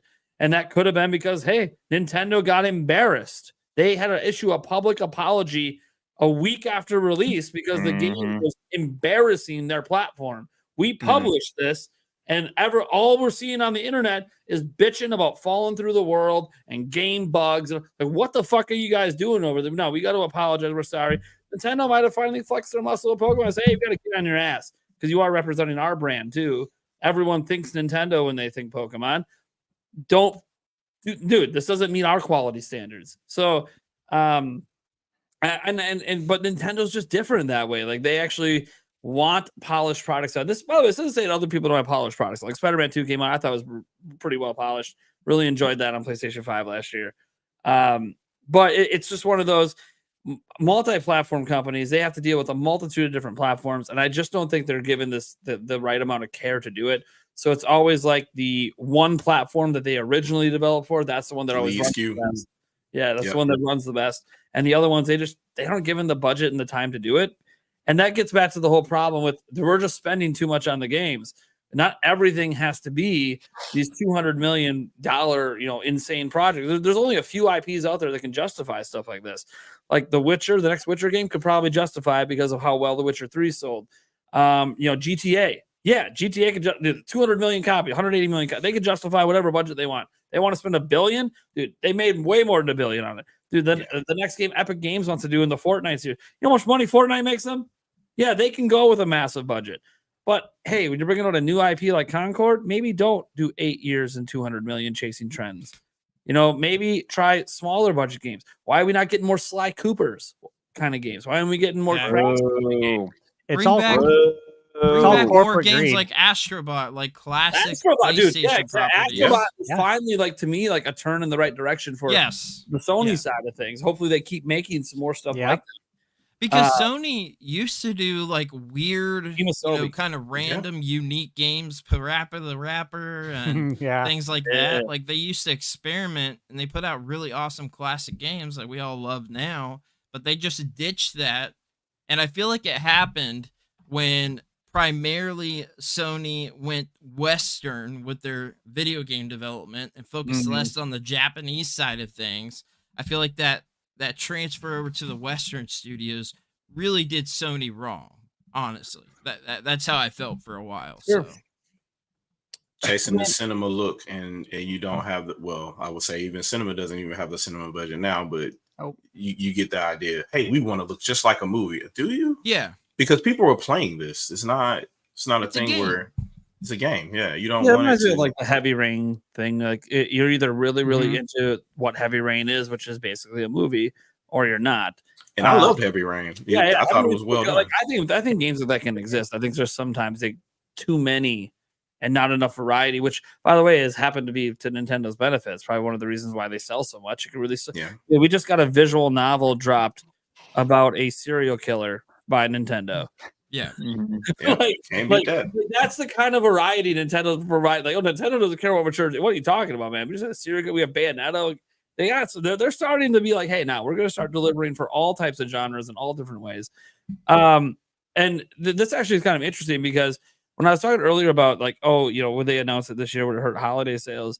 One thing that will keep game sales really well is that backwards compatibility thing. Yep. And it's funny because Nate the Hate reclarified yet again today. There will be backwards compatibility. He said it over on a Reddit thread on this whole topic of the Switch 2 reveal stuff. I wonder what made him think that, though. Yeah, I wonder what made him think it. By the way, he's not that. Like PH Brazil's been in on it. Like he said it many months ago. He said it was going to have backwards compatibility. Nate the Hate said that it was being experimented with like 8 months ago, but experimented with is not the same as like, it's definitely in. And look, I mean, come on. I remember still back when like it was Modern Vintage Gamer that was going out there and being like, it might not have backwards compatibility. I might do it. Nintendo's history just says it's going to have backwards compatibility. What are we talking about? like And the they're only one that like physical is still kind of a big deal, like 40% of Yeah. their sales. So Yeah, I Well, did a response to that and what he was the logic there he was using because he was using his premise was, hey, if Nintendo doesn't have access to this hypervisor, they won't be able to change the way the kernel looks. And I'm like, Nintendo owns the kernel; they own the firmware. They can change it at any time, so they could change where either drivers load in user space or in kernel space, and they can change it on the fly. So they can make it however they want at building a new system from scratch anyway. If you're talking about modifying existing switches that are out there today, no, you cannot, obviously. But if you're building a new system from scratch, yeah, you can do that. There's no reason you can't do that. yeah, and backwards compatibility isn't always clean. I mean, guys, like with the Wii U, they literally just put a Wii chip in it and ran it in a separate mode. That's not the cleanest way to do backwards compatibility. That was one of those, we can't really figure this out. We'll just throw this thing in because these parts are so cheap anyways. We don't care. But that's not the kind of backwards compatibility we want, right? We want it to just be natural like it is, with all the modern day systems. And it probably will be. I don't really foresee that personally being a problem. And obviously the idea that there'll be upgrades and stuff like that, that's all up in the air. Who knows? But everything about the Switch 2 just seems to be shaping up really well. Like I had the hot chip challenge bet with my audience that it's going to be revealed this month. I don't actually know, guys, if it's going to be revealed this month. I've said this several times. I don't know jack shit about when this thing's being revealed. I just go, man, it just feels like time. It just feels like the time. It might be October. If it's October, hey, I'm excited for that too. And you guys get to be entertained by me torturing myself. and I get the Poe. You gotta have the hot chips. Yeah, and then if it's not at all this year and they don't reveal it until March next year, all right, whatever, man. Here's the thing: Nintendo already told us that by March there's news. So we're like 6 months. Max. It's coming. That's how we know. That's all we need to know. Yeah. And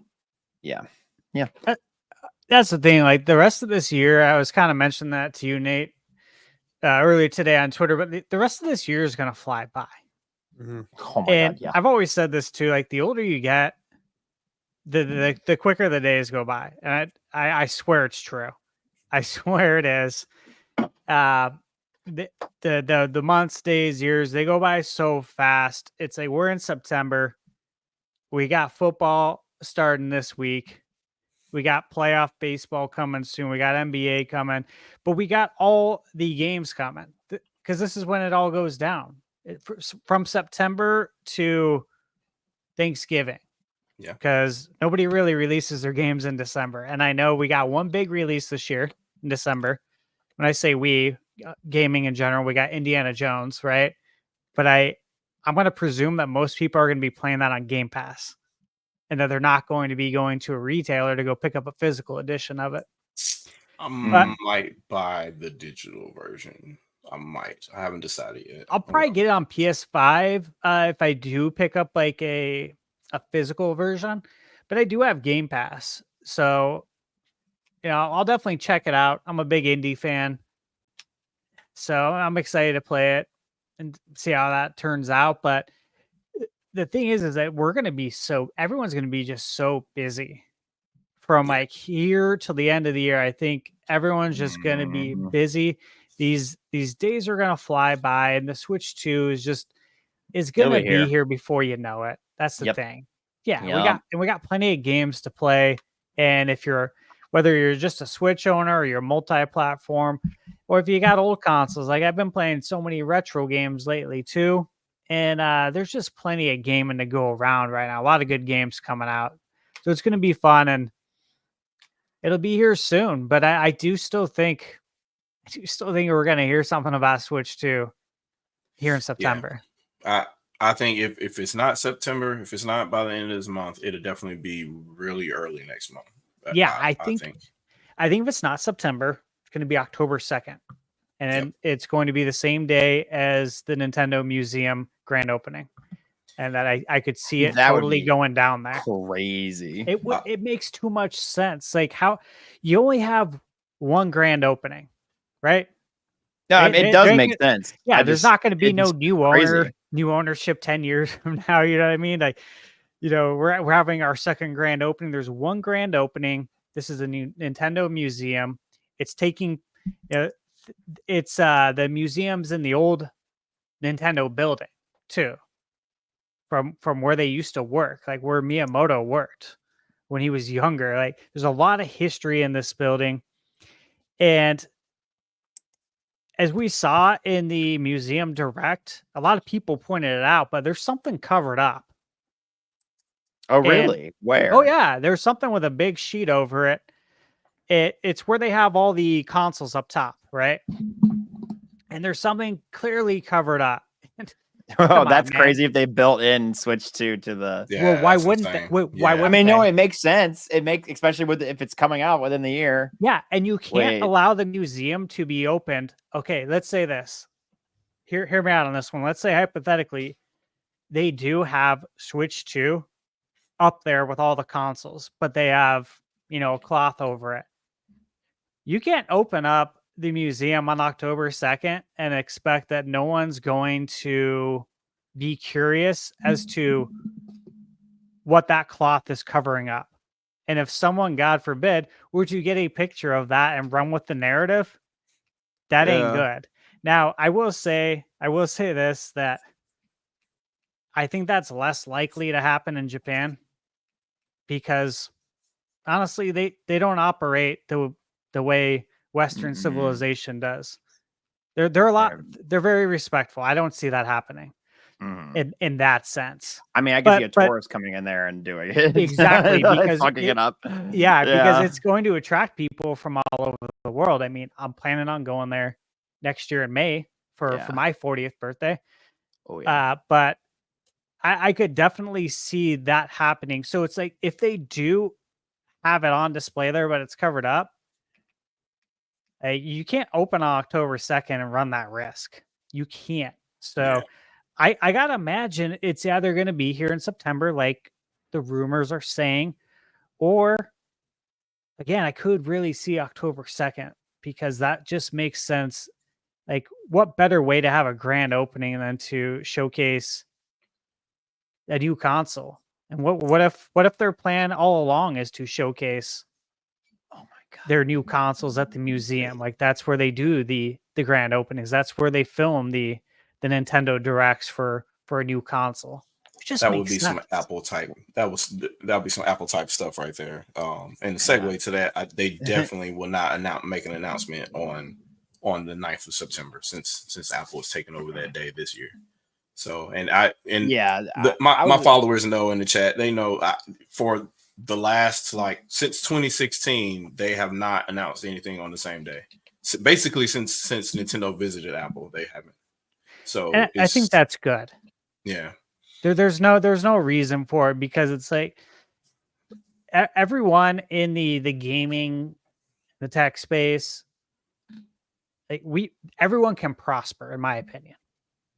So there's no reason to battle one another for headlines because everybody can win here.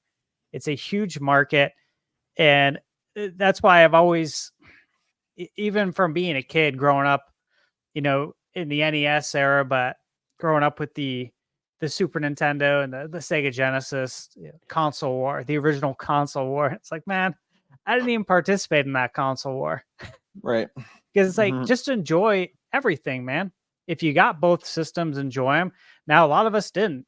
And I didn't have both consoles at the same time because that was not commonplace back then. Mhm. If Yeah. you got one console and you're Yeah, I lucky, mean- you're lucky to have it. I was like, also, weren't those they were like the same price as like a common console is now, but it's like like I'm saying, like in terms of percentage of value, like if you were to pay for a console of that degree today, you'd be paying like $500, $600, $700. Like that's how much they're worth in today's money. Like back then, it would have been like $1,600 to get a Neo Geo. Yeah. yeah. Like that's how insane Classic. of that, or that's how much buying power those consoles represented. Yeah, if you owned a Neo Geo, your Yeah. family was loaded. Yeah. $800 at launch. That's insane. So I had to wait a while to be able to get one of those. Yeah, we rented it back in the day. Go ahead, Flam. Eric, while you're on his side, can you approve my screen share? I think I see what you're referring to about the sheet. Is it this thing in the back left here? I think so. Yeah. That's I think definitely yeah. Well, it's like a there's like that, screen. and then right here on the Switch section, there's a large empty area. Like there's no games or anything Yeah. there. So that Yeah. makes me wonder, maybe they're putting whatever the next, since Switch 2 is probably iterative, maybe they're putting like the initial stuff there, question mark. I don't know. That's just Yeah. speculation, but I don't You know. know, That whole section over there with Switch 2 is just empty. It's just a giant replica Switch sitting up top up there. exactly. That's And also like kind of strange. Yep. from a design and like construction aspect, right? And everything that goes into doing a store launch. And if you guys have ever basically Yes, like they- if you've ever opened a new just- store, for instance, I was in the restaurant biz for a very long time, and we did store launches, right? Where we do all the hiring, we do all the training, everything, and then you launch the new location. Everything's built. You know what I'm saying? Like everything's ready to roll when you have Mhm. that soft opening. So when the grand opening comes, you're ready to rock and roll. And with something like this, it's like with the Switch 2 perfectly aligning as far as Mhm. the possible reveal, with it perfectly aligning with the grand opening Yeah. of the museum. You don't think this happened by chance? It's not coincidence, man. Like Probably not. Well, and Nintendo's it's smarter than that. even further evidence just by like what appears to be the design of this room is like it Yeah. goes in the time. It's like as you go around the room, it gets older, right? And if you get back to this scene, this is the newest thing, and this is the NES, the oldest thing. So it's like, The disrespect of the Wii U though, like you just completely And the omitted. The Wii U is peak they want to, Nintendo. dude. Wii U erasure is crazy. And where's I the don't like it. where's the Virtual Boy? No virtual That's what boy. I was wondering. What the I'm heck, sure it's man? in here somewhere. Right? Yeah, but Not where's the in Wii direct, U but for real? Like that's just disrespectful. I'm sure they put the Wii U somewhere. And they better have everything there, like the 64 DD. I want to see that Yeah. there. Yeah. I want to see Exactly. the Panasonic. The Satellaview. Yeah, the Satellaview was on for a while over there too. I think they had a lot of. I also episodes. love this here, the erasure of Mario Galaxy 2. They go to like they go to these like 3DS games here, and then they got Wii U. See there, it's there. It exists. What's the It's deal with so skipping weird. Mario or Galaxy 2? Well, I it's the don't know, better man. They game. don't like it for Yeah, some Galaxy reason, 2 was a for better whatever game. reason. My It's a initial thought fantastic was game. that they wanted to release Mario Galaxy 2 as a standalone title. That's what I thought too, but Because it hasn't it's like, happened. why would you omit it unless you're planning on releasing it down the line as a standalone or Yeah. What about Metroid Prime 2 and 3 remaster? Well, I still expect those to come out. I really do. I do expect them too. to come out in alignment with Metroid Prime 4. That's Because my that thought, has to too. be, it has to be part of the marketing push. Because here's the thing. I grew up with Metroid Prime, the original Metroid. Some of us did, right? Like we were gaming and playing them back in the day. But we're in 2024. A majority of people playing Nintendo did not play the Metroid Prime games. Their first introduction to it was when Metroid Prime came out on the Switch. And I think Nintendo knows that you can't ask your user base to buy Metroid Prime 1 and play it, and then, oh, here's part 4. They're going to be like, whoa, whoa, whoa. How do we jump from 1 to 4? Where's 2 and 3? How do I play 2 and 3? Wait, you want me to buy a GameCube? Or you want me to buy a Wii and then buy this Metroid Prime trilogy? This game's expensive. Yeah. You know what I'm saying? Like, and some people would be like, oh, well, the stories maybe don't matter, this and that. People aren't going to buy that. Like, they want, if there's a part 2 and a part 3, they want to watch part 2 and 3. They want to play part 2 and 3 before they play part 4. So I have to imagine that those games being released, I think they're done. I think they're sitting there, and that they are just going to be part of the marketing push and the marketing strategy to build Metroid Prime 4 into hopefully something bigger, right? Because Yeah. it's never been a big seller ever. We talked about it extensively on my podcast when you were on, and I think that's the deal. I mean, Metroid doesn't sell. We looked at the best-selling Metroid, and it's Dread. Yep. And Dread is it's the still best not seller. it's still not a big number. Like compared to the other properties, it's not a big number whatsoever. No. So they need to reintroduce to this new generation all the other Prime games. And yes, I will always defend Metroid Prime Hunters. I don't care what anybody says. It's a must-play game. I think it's fantastic, and it is directly, part of the rest of the Metroid Prime games. Yep. Yeah. So I expect to see those, and I do still think we'll eventually get Galaxy 2 in one form or another. I don't know where, when, how, but logically speaking, right? There's got to be a reason you omitted it, and it could be for it to be released as a standalone title later on in the Switch life cycle. Like, for instance, we've talked about the Wind Waker Twilight Princess, obviously the long rumored games that were supposed to come out. It's been rumored for years, and the thing is, though, is it could still come out for the Switch One next year, the following year, if Nintendo plans to support again the Switch One for a couple years after the Switch 2 comes out, which we talked about, I think, last week or the week before. But I do expect the Switch 1 to be supported up until through Christmas 2026. Yeah, that's my guess. 2 to 3 years, I think. Yeah. So wouldn't those be great titles to bring out after the Switch 2's released? And maybe you release it for Switch 1, and if you play it on Switch 2, maybe you get some sort of boost. Yeah. Which, again, that's going to be very interesting to see how that plays out, right, guys? Whether we're going to get boosts or not for Switch 1 games. I got to imagine that is a selling point. I really do.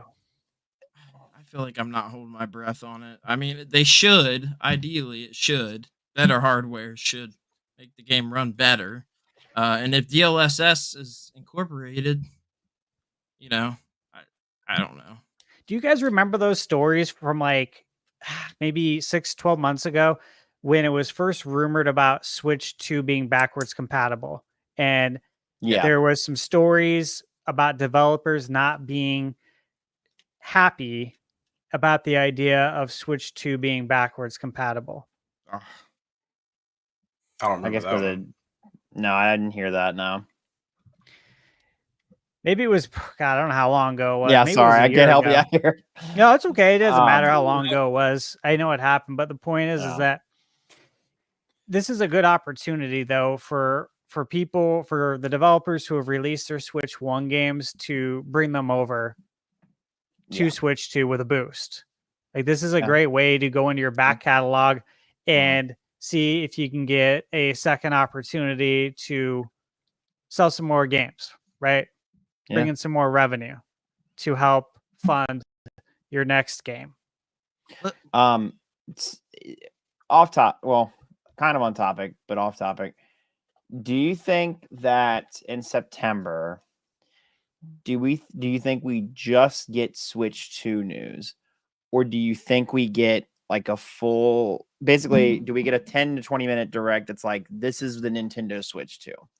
Or do we get a full 40-minute direct with like, it's where it, starts with, this is Switch 2, and here is what's coming to that console, and also Switch 1 with back and forth for the rest of the direct?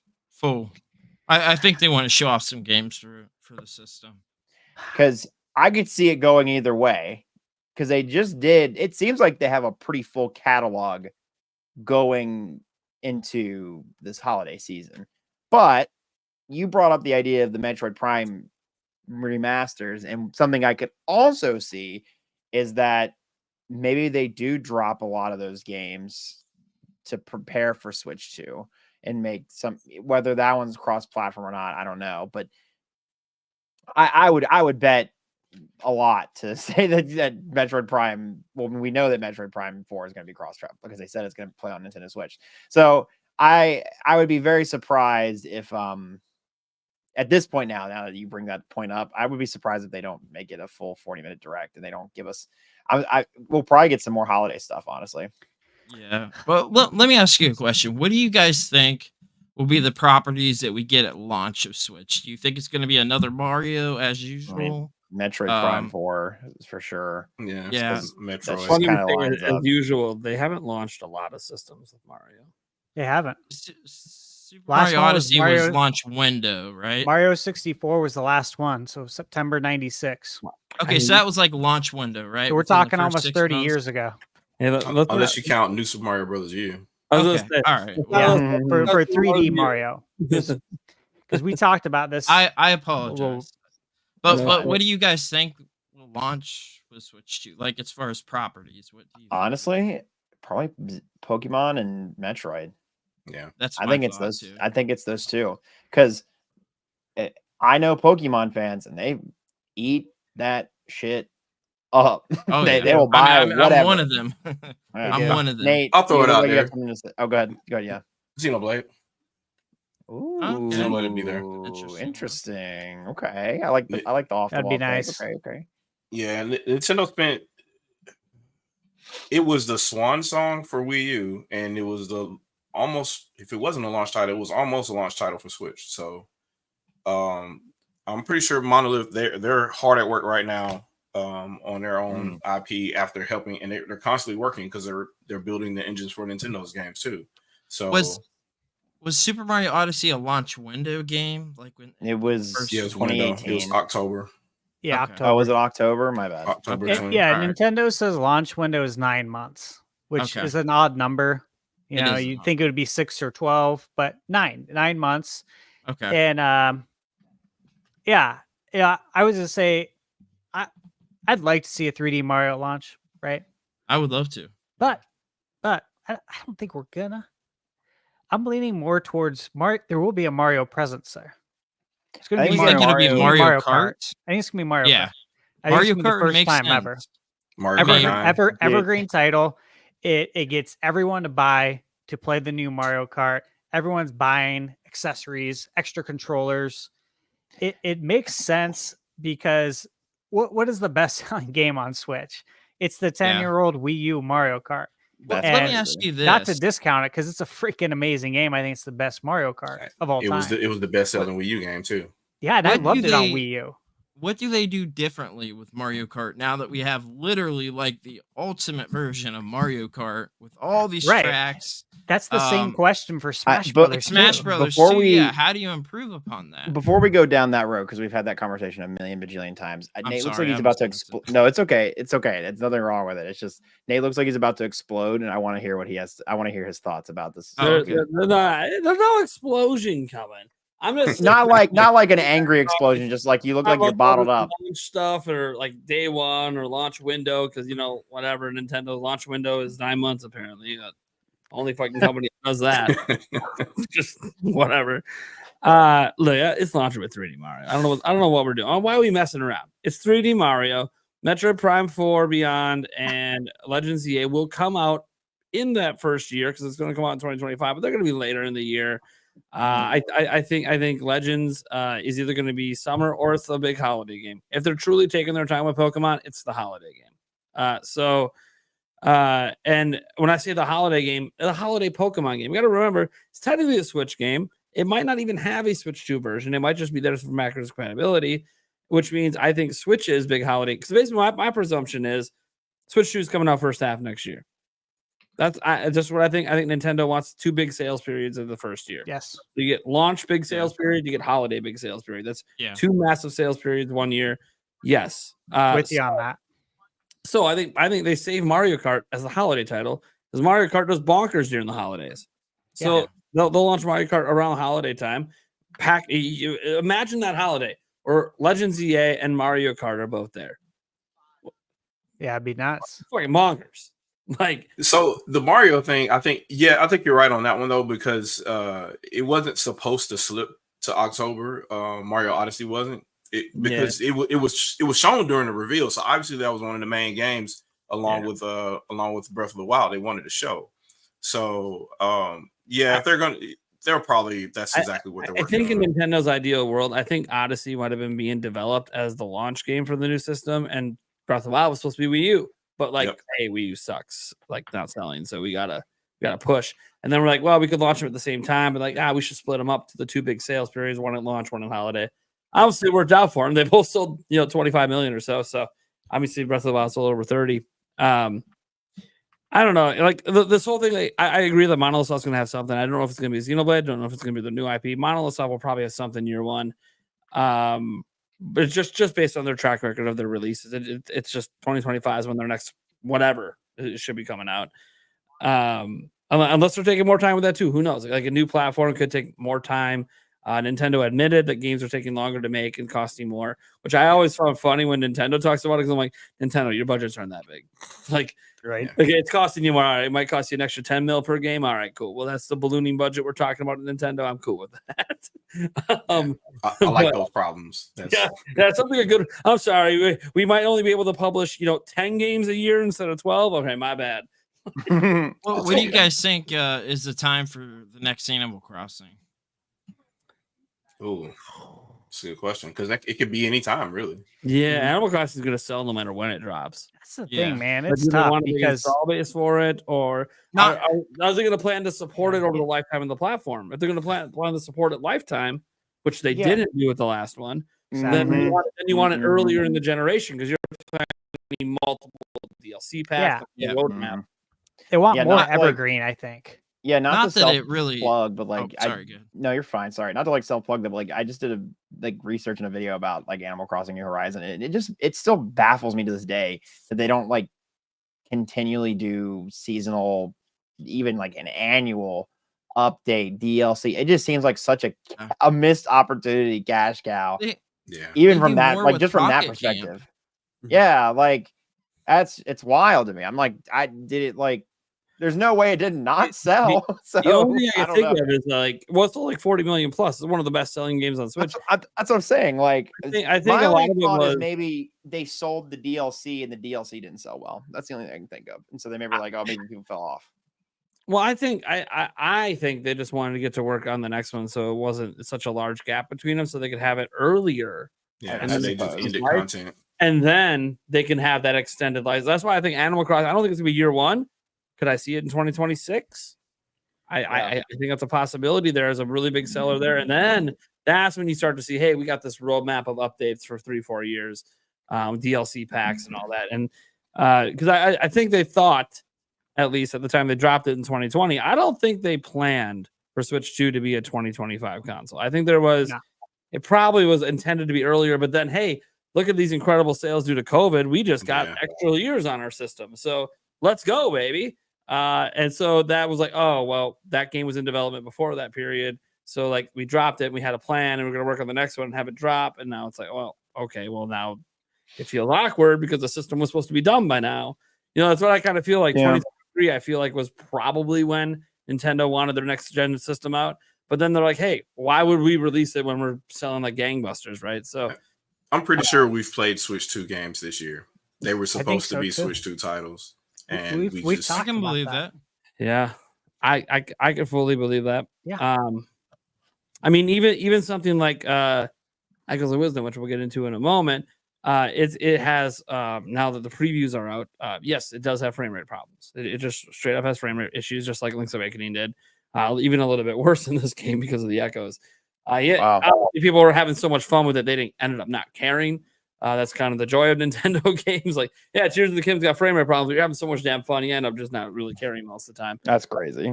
But it's like, yeah, it has frame rate problems. You think that game's got frame rate problems on Switch too? Come on now. Nope.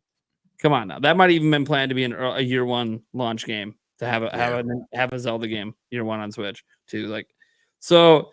But they're like, hey, we got extended time. Let's just push it back. We can get this to run on Switch. It is what it is.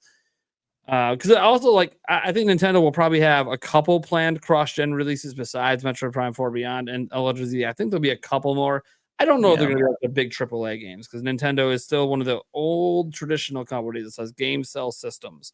Well, if it's cross-gen, then you're not selling Switch 2s. So I could see ZA not being cross-gen genuinely. Yeah, I don't think ZA is at all. I think there's a potential that they might offer a performance upgrade patch, maybe, and that's only if Nintendo ever made them. Yeah, but I think that they make it. I think it's too much of a system seller. Like Pokemon fans are gonna scramble to get a new console so they can play the new game. Like this is what I think will happen with ZA. I think ZA is gonna have like an unlocked resolution scaler and an unlocked frame rate. And that way, when it has the extra juice to switch to, it just naturally goes to the next. We aren't talking about Game Freak, right? No, I'm just kidding. I'm just yeah, well, we are talking about Hey, I'll give them one piece of credit. Pokemon Legends. Yeah. Actually, wasn't it's good. Yes. That wasn't. It felt. I mean, even to both games, it felt like they tried. It's just it didn't bake long enough. That's literally all it is. Like, because there's things in the game. It's like if they weren't trying, why would this stuff be there? You know, so that's my opinion on it. But anyways, sorry, I'm not gonna go on a tangent. You're fine. All right. Well, maybe we should move on to our last topic here. Before we do, I just want to remind the chat because I know Flavlam's dipping out here in a few minutes. Yeah. So I'll get his. I don't know if it's gonna be quick thoughts. I don't even know if we'll get much thoughts in on it. But I want to remind the chat, everyone, that we do have a Q&A that happens right at the end. If you guys want to super chat in your questions, we already have some super chats in and some stuff ready to go to feature. But if you guys want to get some more in, as little as $2, good to go. We'll feature you up here and we'll. My Venmo's in the chat. Venmo me $2. Yeah, Venmo.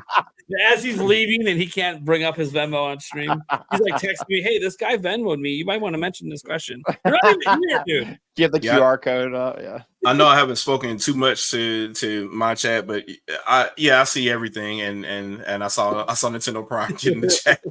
Oh, hi, Shadow's chat. An old friend is in your chat. An old friend. Yep. So we're whatever questions you want to post, you post them in Nintendo Prime chat, whatever kind of donations you want to make or what have you, and then we'll go from there. All right. That being said, let's get to our last topic here. So look, we talked Switch 2, all this stuff, but hey, there's just game news out the ass right now. And Echoes of Wisdom has a lot of game news happening. They had the public demo at PAX West, but then they also had the private demo, which was really exciting for the for media because they got to spend 80 minutes playing the game. So they started at the same place that the public demo was, but you only got 15 minutes. They got 80, so they just got to keep going. And we found out we just found out a lot of stuff. I am going to warn people right now. If you are somebody who's trying to be absolutely spoiler free, probably want to dip out because there'll be spoilers because it is what look, to me, anything that comes from Nintendo is like not considered to be a spoiler in my book. But I mean, you know what? Everyone treats it differently. They want to have the whole experience when they buy it. I get that. Yeah. So, but that being said, there's a lot. We're gonna actually feature Zeltic's footage here. He has 17 minutes of footage. It's just really good stuff. So this is all his gameplay and stuff from the video. That's crazier. He got to like record it. That's awesome. Yeah. Well, everyone did. Yeah. All the media guys got to record all the stuff, direct capture. And we just learned a lot of stuff about the game. One thing we learned accidentally that we weren't supposed to know, hence the spoiler warning. We do start out the game playing as Link. I think a lot of us thought that's what the ESRB rating meant. That's what I figured. But Botok Games, when he was playing the public demo, he went to the menu and he's like, "Oh, hey, I can start a new game," and he hit new game and it started. That's awesome. Was like, "Oh, you're not locked down the demo." Yeah, the demos are not locked down. They're like legitimately like maybe the full game. Anyway, well, it's funny because that happened to me at what was it, Pokemon Let's Go Pikachu and Eevee. I went into the menu system and they're like, "Hey, what are you doing?" I don't know. I'm gonna click on this thing quick, and all of a sudden they loaded a completely different part of the game. I'm like, no, you got to shut that down. I'm like, I don't know what I'm doing. It's your demo. That's awesome. Now that was not complete, but there was other parts of the game, and like I think it was the parts that Treehouse could show, And I'm like, oh, dude, you gotta have it locked more than just hit start and then go to a menu selection and select something. Come on now. Anyways, I take no blame for that. You should not have that as being able to be done. But that also lets you know how some of these demos, they're not always. This is why you guys will ever wonder, oh, why don't they put some of these big game demos on the eShop? They didn't really make a demo. Let's just be clear. They didn't actually make it. It's just the game is there. It's just the game. Playing the game, honestly. Or it's like a debug developer mode that they're letting you play one section, but don't hit the right button combo because you're going to go somewhere you're not supposed to go. Anyways, so yeah, I've known this from years at E3 as well. Like a lot of those demos, there's a reation they're not publicly available. Yeah, This game looks fantastic. Yeah, we start out as Link, so that's probably the playable part. There's just a lot of interesting things we find out about the game, and you're gonna see a lot of it in the footage. You know, like you gain the Zelda sword ability like really early in the game. It's like kind of like right after the first dungeon, because that's like where everyone's demos ended. Like all the 80 minutes, they could only really get to the part where they fight the Link, whatever, we don't know, Shadow Link, whatever they're calling it. And that's where you get the sword ability, which isn't a shocker, but it also means like it's not a plot twist middle of the game. No, this is very early on. You get the sword ability that has that limited time thing. That was one thing we learned, obviously, in the recent footage that Nintendo showed, the 5-minute trailer leading into PAX. But the first dungeon of the game is Suthorn Ruins. Yeah, so I mean, it's like one of the first villages you go to is the Suthorn Village. Cool. When you're like the first time you get control of Zelda, you are in the jail. That's where all the demos begin, and that's actually like the first time you really control Zelda. And apparently you're in jail because the King of Hyrule is blaming you for all the rifts, supposedly. Weird behavior is bad. But sorry, then, Daddy. is it really Wait, weird? he's not even possessed. It's just what it is. Well, that's just what it is at the moment. Now I'm presuming Supposedly, because we know the king falls through the rift at one point. So I Yes. presume it's not the real king, but I maybe it is, and maybe he's just confused because the rifts came from where you were captured. I don't know. Anyways, when you sneak out of the castle, it's when you run into Impa, who will give you a disguise. That's the cape thing that makes you kind of look like Link a little bit. The logbook, which is where all your quest logs and stuff are, and then the map that you guys have already seen in the footage. And she'll mark a house that you can go to, and that house happens to be covered by a rift later in the footage, and that's where the first dungeon is. You can jump by pressing B, which is just really cool because in a top-down Zelda game, I think we've only been able to jump one other time or two other times, the Rock's Feather or something like that. Yep. So like I thought the Breath of the Wild UI would clash with this style, but it actually still works. Dude, this is just straight gameplay. It's fired. And right now we're seeing like hero mode. There's a hero mode in the game. It's available right from the very beginning. Chef's kiss. Yep. Twice the damage, no hearts dropping, and also some accessories effects won't be applied. You guys know that when I live stream, that's the mode we're going straight to. It just is what it is. I am curious about like what the accessory effects are. Like, hey, this accessory is not working. This must be one. There's a lock on. Interesting. Yeah, they put a lock on. There's Z targeting. First time ever in top-down Zelda we have Z targeting. Yeah. And the people who played the game talked about how it's actually really useful considering your echo abilities. Yeah. This seems like it feels like a 2.5 type Zelda game. Like not even like a 2D, but like in the best way possible. You know what I mean? Yeah. Everything about the game, just the more they show of it and the more we see like these previews that came out, we saw enough over PAX. I'm good. Then I'm watching like the Zeltic footage and I'm like, dude, this is awesome. Yeah. And this is like the beginning tutorial area of the game, and it already looks just so fun. Right. And I kind of like that. Like, how do you guys feel about the sword ability? How like it's kind of limited. You can only use it for like 10 seconds. I think it's fair. Because I think the whole point is that they want to try and encourage you to use like the echoes and stuff. Yeah. Yeah. I like it a lot. Yeah. It makes it feel different. Because you're used to just, especially in top-down Zelda, just spam the sword button. That's just how you kill everything. Yeah, it's a key. It's one of many keys, I suppose you can say there. Yeah. Not to cut it off, but I definitely have to go. So. Yeah, you're good. Thanks everybody. You guys are all wonderful. Of course, Shadow is wonderful meeting you. Game Junction is always great seeing you again, and the regular cast. You guys are always wonderful. Appreciate it.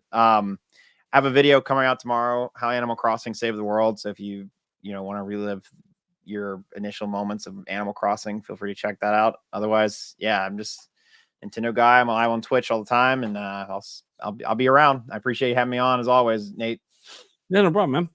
Yeah. All right. Thanks, everybody. Y'all have a good one. Have a good one. Later. All right. Dude, I'm such a Zelda nerd. Like this is doing it for me so bad. Like I legitimately I'm like as hyped for this game as I was for Tears of the Kingdom. It just makes me smile. Me too. It just makes me smile the more I see of it. Like I love the Link's Awakening art style, but I was like, oh, it'd be cool if they put this with the Oracle games. No, they're doing a brand new game. Like, look at that game. I'm talking to. I do still hope we get the Oracle games because Oracle of Ages is my favorite Zelda game. There's an owl mask. Like, I want to go out. I think it's probably Link's house. I see the cap up there. I see it. Yeah. Do you guys think that we'll see a remake of the Oracle games, or do you think they'll just be brought to like Switch Online or to the Switch 2, Switch Online, or whatever? I think every Zelda game is getting remade at some point. Yeah, I could see that. I mean, It's the most remade series in Nintendo. Like, Well, Yeah. except Zelda 2. well, hey, yeah, but I mean, we should still. You know what I would like to see? don't you with install one of my Zelda 2? favorite games? Come on. I would like to see a reimagining of Zelda 2 because I don't think Yeah. it's a bad game, but it's definitely like the black sheep. And I feel like with the reimagining versus just a remake or a remaster, like they can kind of reimagine the game to be more like a traditional Zelda-esque game while Nah. still keeping the elements that people loved from Zelda 2. But, it's kind of the black sheep, and a lot of people hate it. I do know people that like it. It's only Obviously, hated Nate, because of expectation. it. That's the only reason why. Dude, You go from Zelda 1 to that, and you're like, what is this? Dark Souls of Zelda. If it ever gets remade, if it ain't from software, I ain't interested. I just played it and beat it and I reviewed loved it it. on my channel. And I played the Super Nintendo port, the unofficial Super Nintendo port of Zelda 2. And I've always loved the game, but I know there's a lot of It's a lot of hate just for it. different. I don't think it's not a bad game. It's just different, Yeah, exactly. That's how I feel. And I love it. I mean, yeah, I love it still hurts too. to this day when people call it the Black Sheep, not only because it's like my third favorite Zelda game of all time, but also. Well, besides, Wanda Gamelon and Zelda's Adventure. Well, no. I'm like, that. well, we have games that are like Those Triforce. don't exist. We don't talk. Do we Hey, have, yeah. Hey, I own them. And I actually like Zelda's Adventure. Funny thing is, we Yeah. have people Hot fan take. Hourglass. That's like the Black Sheep for me, but I know a lot of people love that game. I feel like Spirit Tracks is more of the black sheep. Triforce Heroes is ahead of I Zelda. like- 2? I like Link's Triforce crossbow Heroes. trainers. Classic. I'm one of the few though. You know what? I really like Triforce Heroes because I got on with my friends online and beat the game multiple times over. If it weren't for that online multiplayer, I probably wouldn't like it. But it was fun with friends. That's how I feel. Yeah, you can just echo everything in this game. This is insane. I got a pea hat now. I can just make pea hats. Jeez. Yeah, that's just. I think that's probably the best part. Of, like, this is almost limitless. Yeah, You can- it's almost like Breath of the Wild, Tears of the Kingdom in a Yeah. Zelda package. Yeah, and some people were sort of hinting that you may be able to go to the end once you're past the tutorial, like just right away, which again is very Breath of the Wild and original Zelda. Oh, original Zelda, you can quite get to the end boss, but you can do all the dungeons out of order and stuff. Actually, I have an interesting question. Since we got that image of the new Zelda timeline, where do you think this fits in that timeline, or does it fit in the timeline? Dude, that Zelda timeline was interesting. It was It's probably very- going to sit to the side with Breath of the Wild and Tears of the Kingdom. Well, That's what I'm thinking. hey, there is an official statement. Echoes of Wisdom is not a sequel or a prequel to any currently existing Zelda game. So there you go. Okay. Yeah, they So it sits confirmed that aside. during this whole review or preview thing. Yeah, so that's something that might be in a video tomorrow. You might be getting a sneak peek at a headline tomorrow. Might talk Zelda timeline for a brief second. I apologize.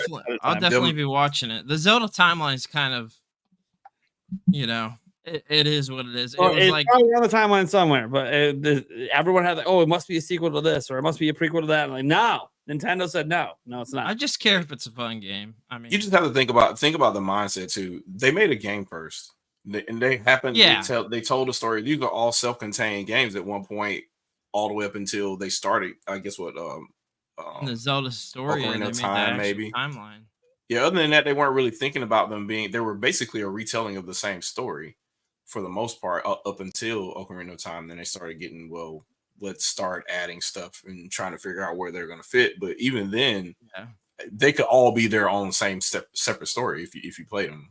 It's probably the same logic to follow. I think the timeline is kind of throwaway at this point. Anyway, I feel like it's they made some of those games having no idea if they were going to make another Zelda game. Yep. Like Zelda 1, like how does that fit in the timeline? They had no idea that they would ever make another Zelda game, and then Zelda 2 just doesn't make sense. But yeah, whatever. Zelda 2 is clearly a different project, and I mean, yeah, for sure. I do like these elements though. From Link's Awakening, I think it's pretty cool.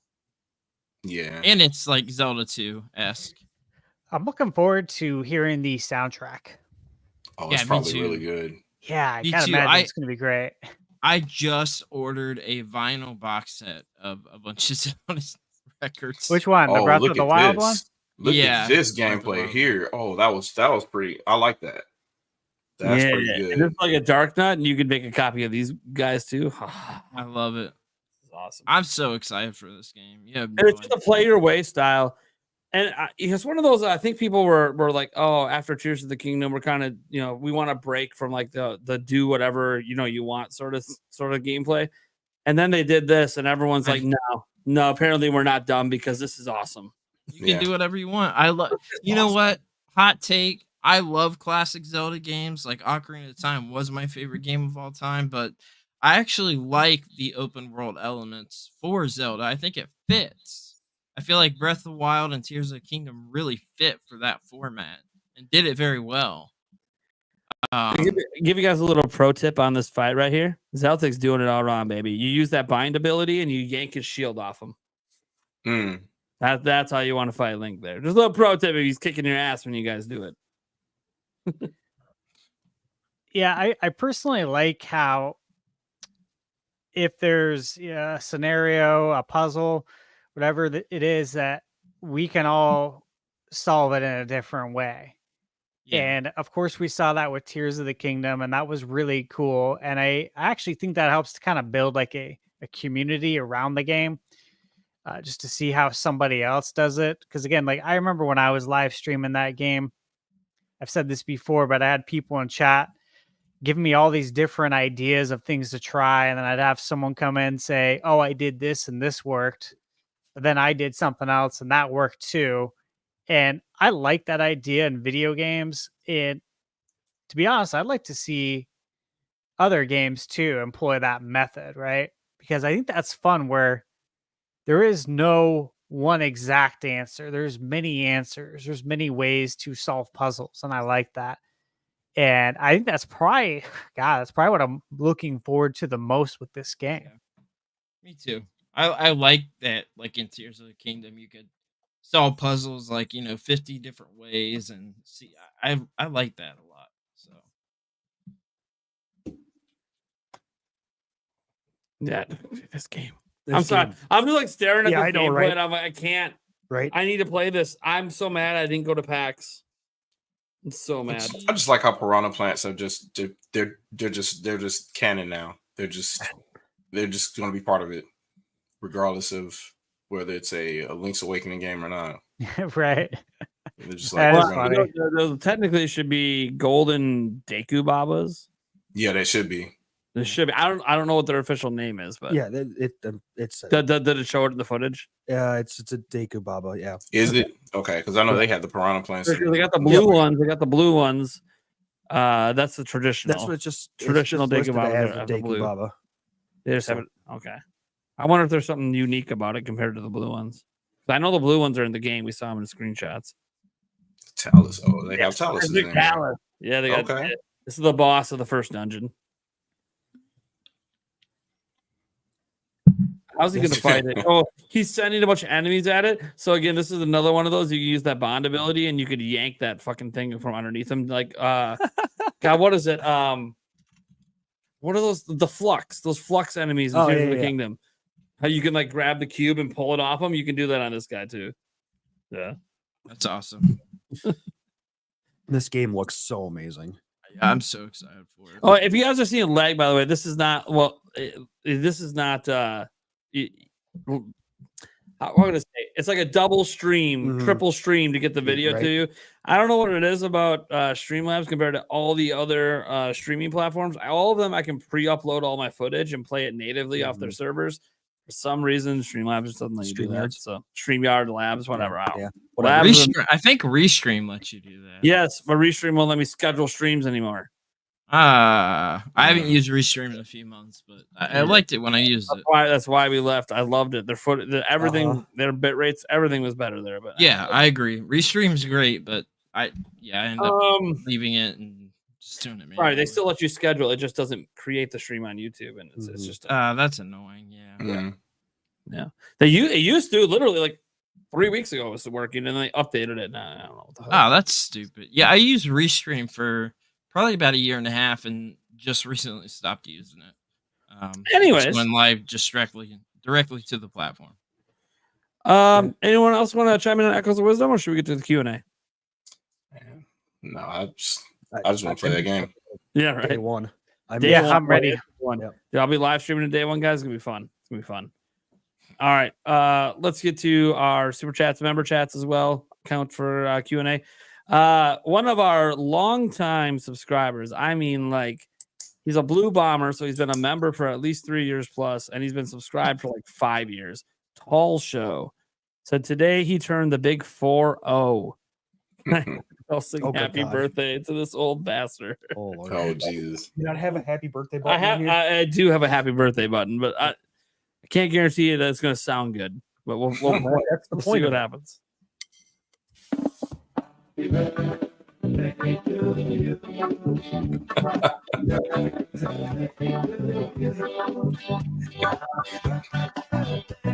This old bastard. Yeah. Happy birthday. Happy birthday, Tall Show. Happy birthday.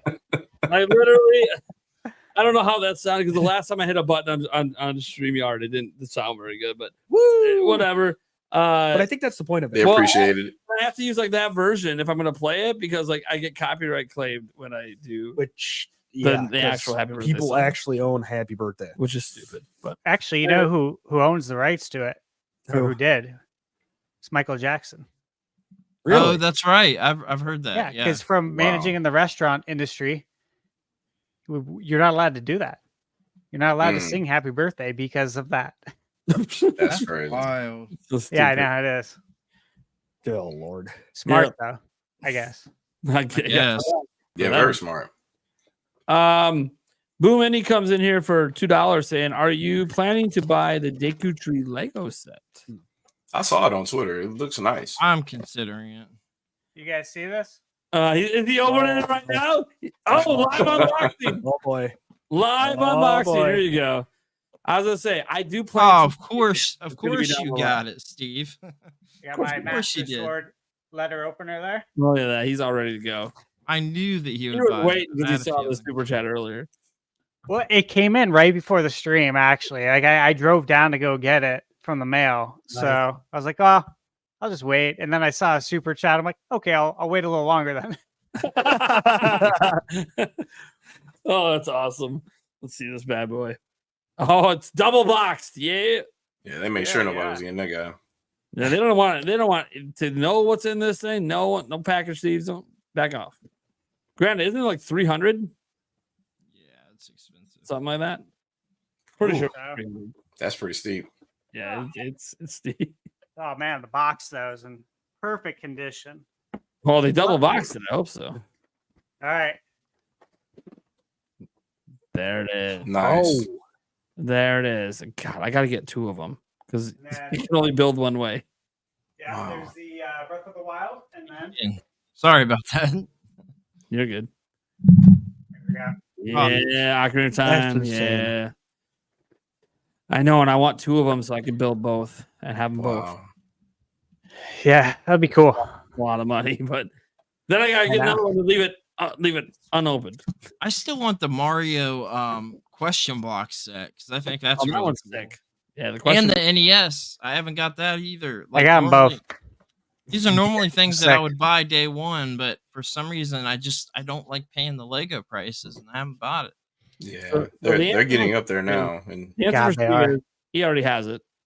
I don't I'll- take them apart, so I need a glass case to put them in once I'm done. with them. Yeah, I plan. I'll to get- definitely buy all. Of I them at plan some to get point. all the Lego ones. I just hope they're still in print and not secondhand by the time I actually buy them. Right.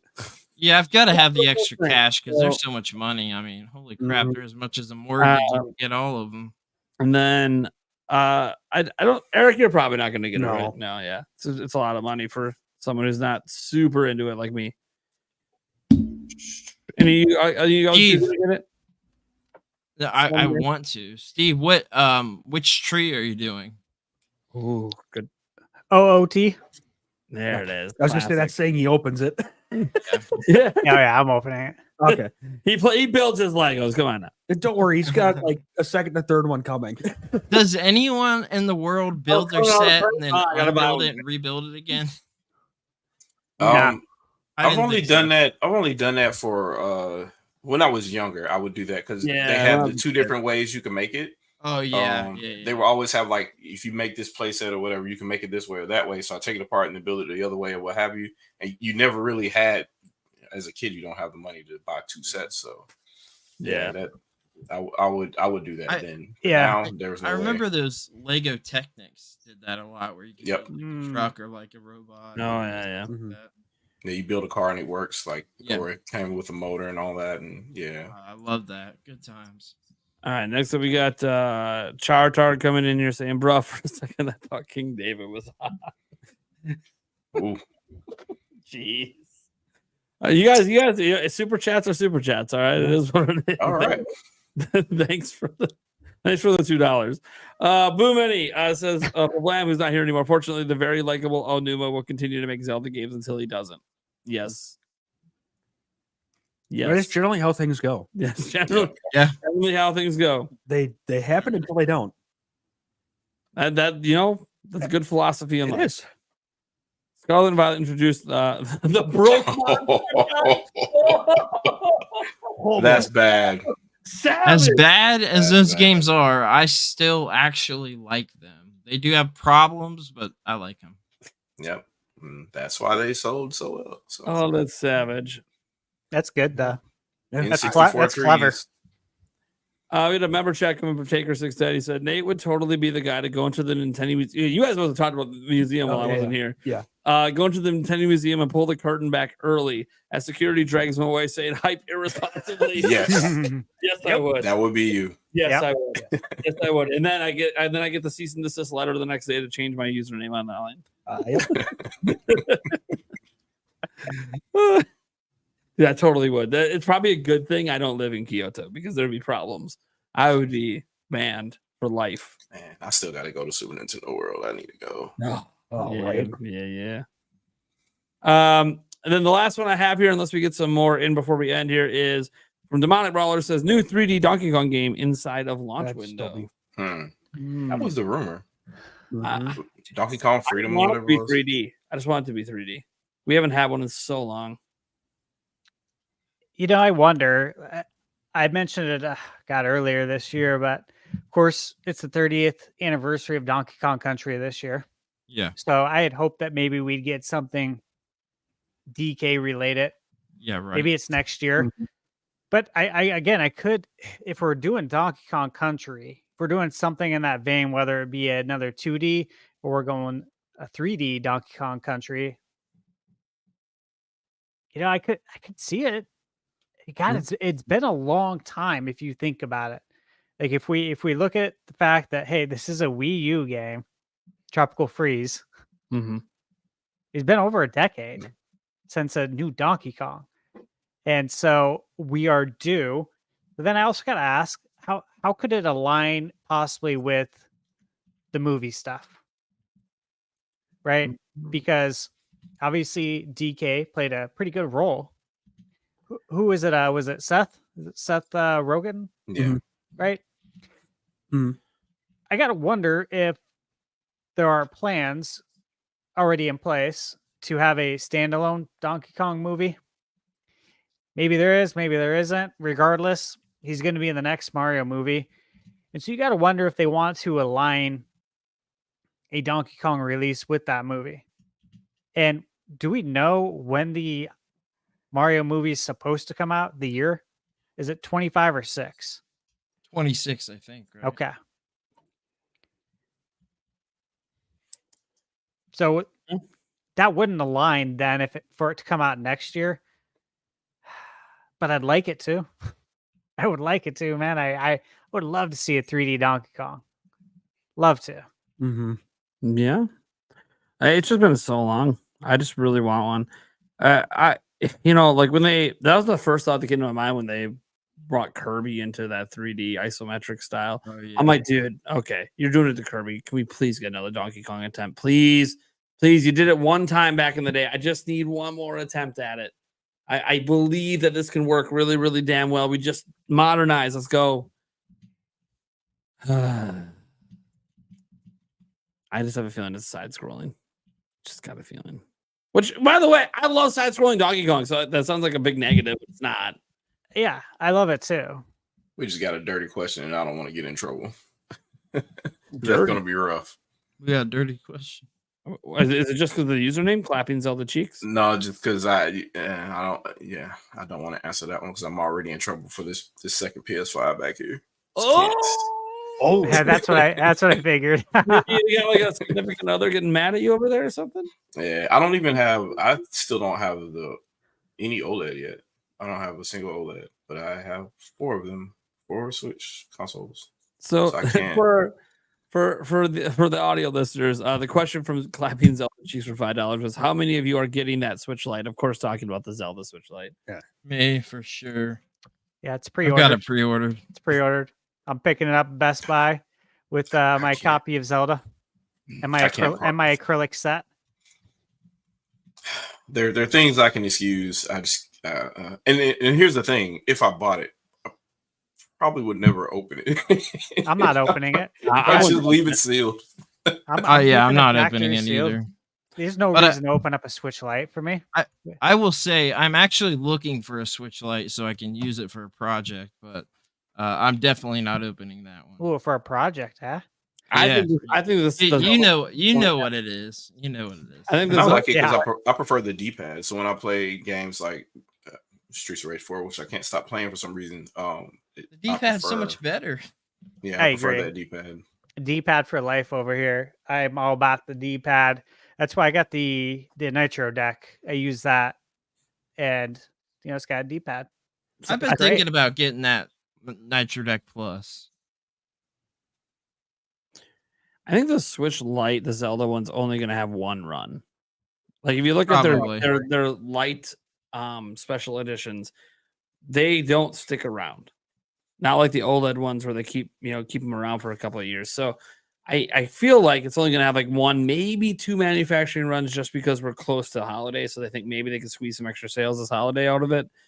But Lite's also their worst selling system, which is why they don't just go overboard with it, which also means that this could be a highly collectible. Yeah.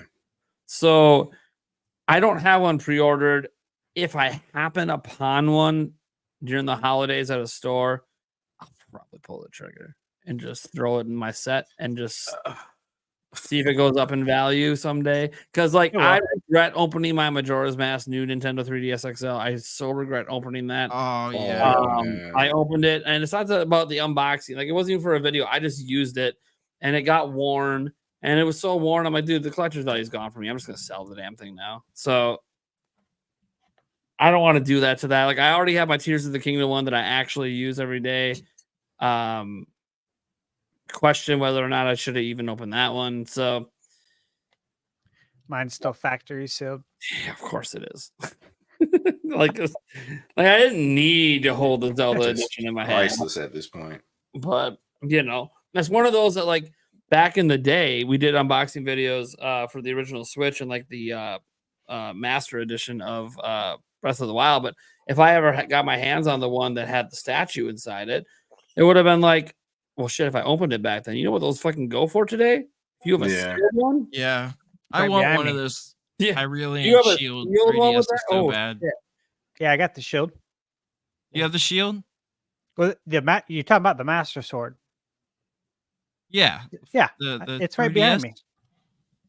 Right there. Oh, that's wow. beautiful. And Yeah, that's the big fat one. Yep. Beautiful. I was Yeah, the only one at Best yeah, Buy yeah. who had it pre-ordered. They only got one in. Yeah, that was the And- problem. There were so few of them. That's Yeah. the one Yeah. I tried very, very, very hard to get it. And Yeah, I had to never settle for did. the other special edition because they only had one. And there was Yeah, one I did the same. Yeah, that's the one I have back here, the regular special edition. I still have it at the very top of my list to track down. Though. It was I so love funny. it so much. When I went to go pick it up from Best Buy, they're like, I showed them my pre-order. They're like, oh, so you're the one. I'm like, yeah, I don't know what you mean. Because I just left from Lone Depot from work to go pick it up. And I'm just going back into work. And they're like, you're the only one who got it, man. We got one in the store. And we're wondering who pre-ordered it. I'm like, what? Nobody else pre-ordered this? They're like, no. I'm like, okay. Wow. I don't know. That's indication. Never opening this one. Got it. Right, exactly. Somebody asked if you can show off your Hyrealian Shield 3DS. Oh, I don't have one. Oh, I thought Steve said he had one. What is this? I don't know. Oh, Stash. 3DS? No. Oh, okay. All right. He doesn't have one. No, I got the Master Edition behind me. Oh, of, you were talking about the Master Edition. Breath of the collector's, Wild. Yeah. Gotcha. Yeah. Yeah, that's That cool, goes too. for a lot. On Yeah, eBay. too much. That's why I don't have it. Because they didn't make a lot of them, man. Yeah. And I thought about it too. I was like, yeah, it's 100 plus or whatever. And I'm thinking, yeah, do I really? I'm never going to use that. I'm never going to need. And then, yeah, Sometimes Now I you know want it's gonna I think skyrocket. it's collector's value sometimes because I'm always like, when I'm in a pinch financially, it's nice to have something that I know had some value. Yeah, and you wouldn't think because Nintendo, I guess Nintendo was doing a lot of marketing for this, and they were making a whole bunch of special editions. So you figured there was going to be a lot of those printed, but I guess not for that. So that's crazy because this is Nintendo's best-selling system, and wow. I went to my GameStop right away when those went up for pre-order, and they said that they weren't getting them in. They wouldn't be taking pre-orders for them. Tried Target. I was too late, so it is what it is. All right. Let's see here. I think we got through all of the super chats tonight. So thank you guys so much for supporting the show and supporting the channel. I do appreciate all of that. I will go around the room and just remind everyone who the hell we are and where we can find our stuff, and if we got anything coming up you're gonna talk about. We'll start with Shadow Fox Infinite. Hey, what's going on, guys? It's Shadow Fox Infinite, Shadow Fox Prime, Shadow Fox Arcade. If you follow me on Twitter, destroying souls as usual. So I have a channel that's Entertaining on Twitter. I'm just want to let you guys know, follow his ass on Twitter. He's very entertaining. Yeah, entertaining. I try to be a little bit educational too, but it's sometimes you know how Twitter goes. So some people just want to be ignorant for the sake of being ignorant, or derail just to derail. But so channel's dead but not dead, so it will be unzombified pretty soon. So thank you guys for tuning in here. The few people that follow me here in the chat and whatnot, I did not ignore you, and I'm not trolling you, I promise. So we'll start the channel up proper within the next week or so. So stay tuned, and you'll see notifications on the channel, and you'll see notifications on Twitter as well. So other than that, that's all I got to say. All right, Game Junction. Where do I start? We got a bunch of stuff coming up. We just launched we're on episode 2 of our anime podcast. Of course, we have the Game Junction podcast every Friday at 8 live on YouTube. I'm working on a video right now on Metroid Prime 4 and kind of my thoughts of that. And yeah, give a follow on Facebook, Twitter, all that jazz, TikTok, Instagram. I upload daily shorts there and have all kinds of different content and posts. So that's me. All right, Eric. Yeah, I'm here. Yeah, that's it. Every Wednesday, he's right here. I'm here. Except when he's not. Yep. That's how that works. That's how it works. Thunder Stash, buddy. Yeah. Today I posted my retrospective review for Super Castlevania 4. In the last week, I put up reviews for Castlevania 1, 2, 3. And then on Friday, I have my retrospective for Castlevania Bloodlines. And then on Monday, these are already scheduled. I have Castlevania Rondo of Blood, which, my God, that game is so damn good. You got to check that out. And then next Friday the 13th, I have scheduled the Haunted Castle Revisited review, which is the game that was included on the Castlevania Dominus collection. You have to check that out because I've played the original Haunted Castle, and it's not a very good game. And as much as I'd like it to be, because I love Castlevania, but this Revisited game, wow, it's impressive. So yeah, you want to check that out. All right. Hell yeah. And you guys know who I am at this point. If you don't and you're listening to the audio version, I am Nintendo Prime, Nathaniel Rumpeljans. We cover Nintendo news and rumors and give thoughts, and we have lots of I don't know. I do this for a living, so I have a lot of shit going up like every day. So come check me out primarily on YouTube. If you follow me over on Twitter, apparently I'm a console warrior, so go ahead and follow me on Twitter and watch me console warrior. Even though I game literally on everything, I'm a console warrior. It's fine. And then you can also follow me on Instagram. Yep, we got Nintendo Prime over on Instagram as well. I don't post a lot there. We also have one on TikTok, but I'm trying to get some shorts and some stuff going here beginning next year, where we'll have some YouTube shorts and some TikToks and stuff like that for those audiences, because it's good to diversify a little bit. Because right now it's pretty much all on YouTube, and if YouTube ever gets mad at me, I'm kind of fucked. So at least fucked with this career. Whatever. I'll pick up a new job next week. Lots of jobs in my area. Not jobs I want to work though, but there's work. All right, guys. Thank you so much for being here, and we'll catch you same time next week. And I don't know. I don't even want to tease any guests next week. We do have someone coming on, but we'll talk about that later. All right, pop that intro, buddy. Or outro. Intro. Outro. Yeah. Outro.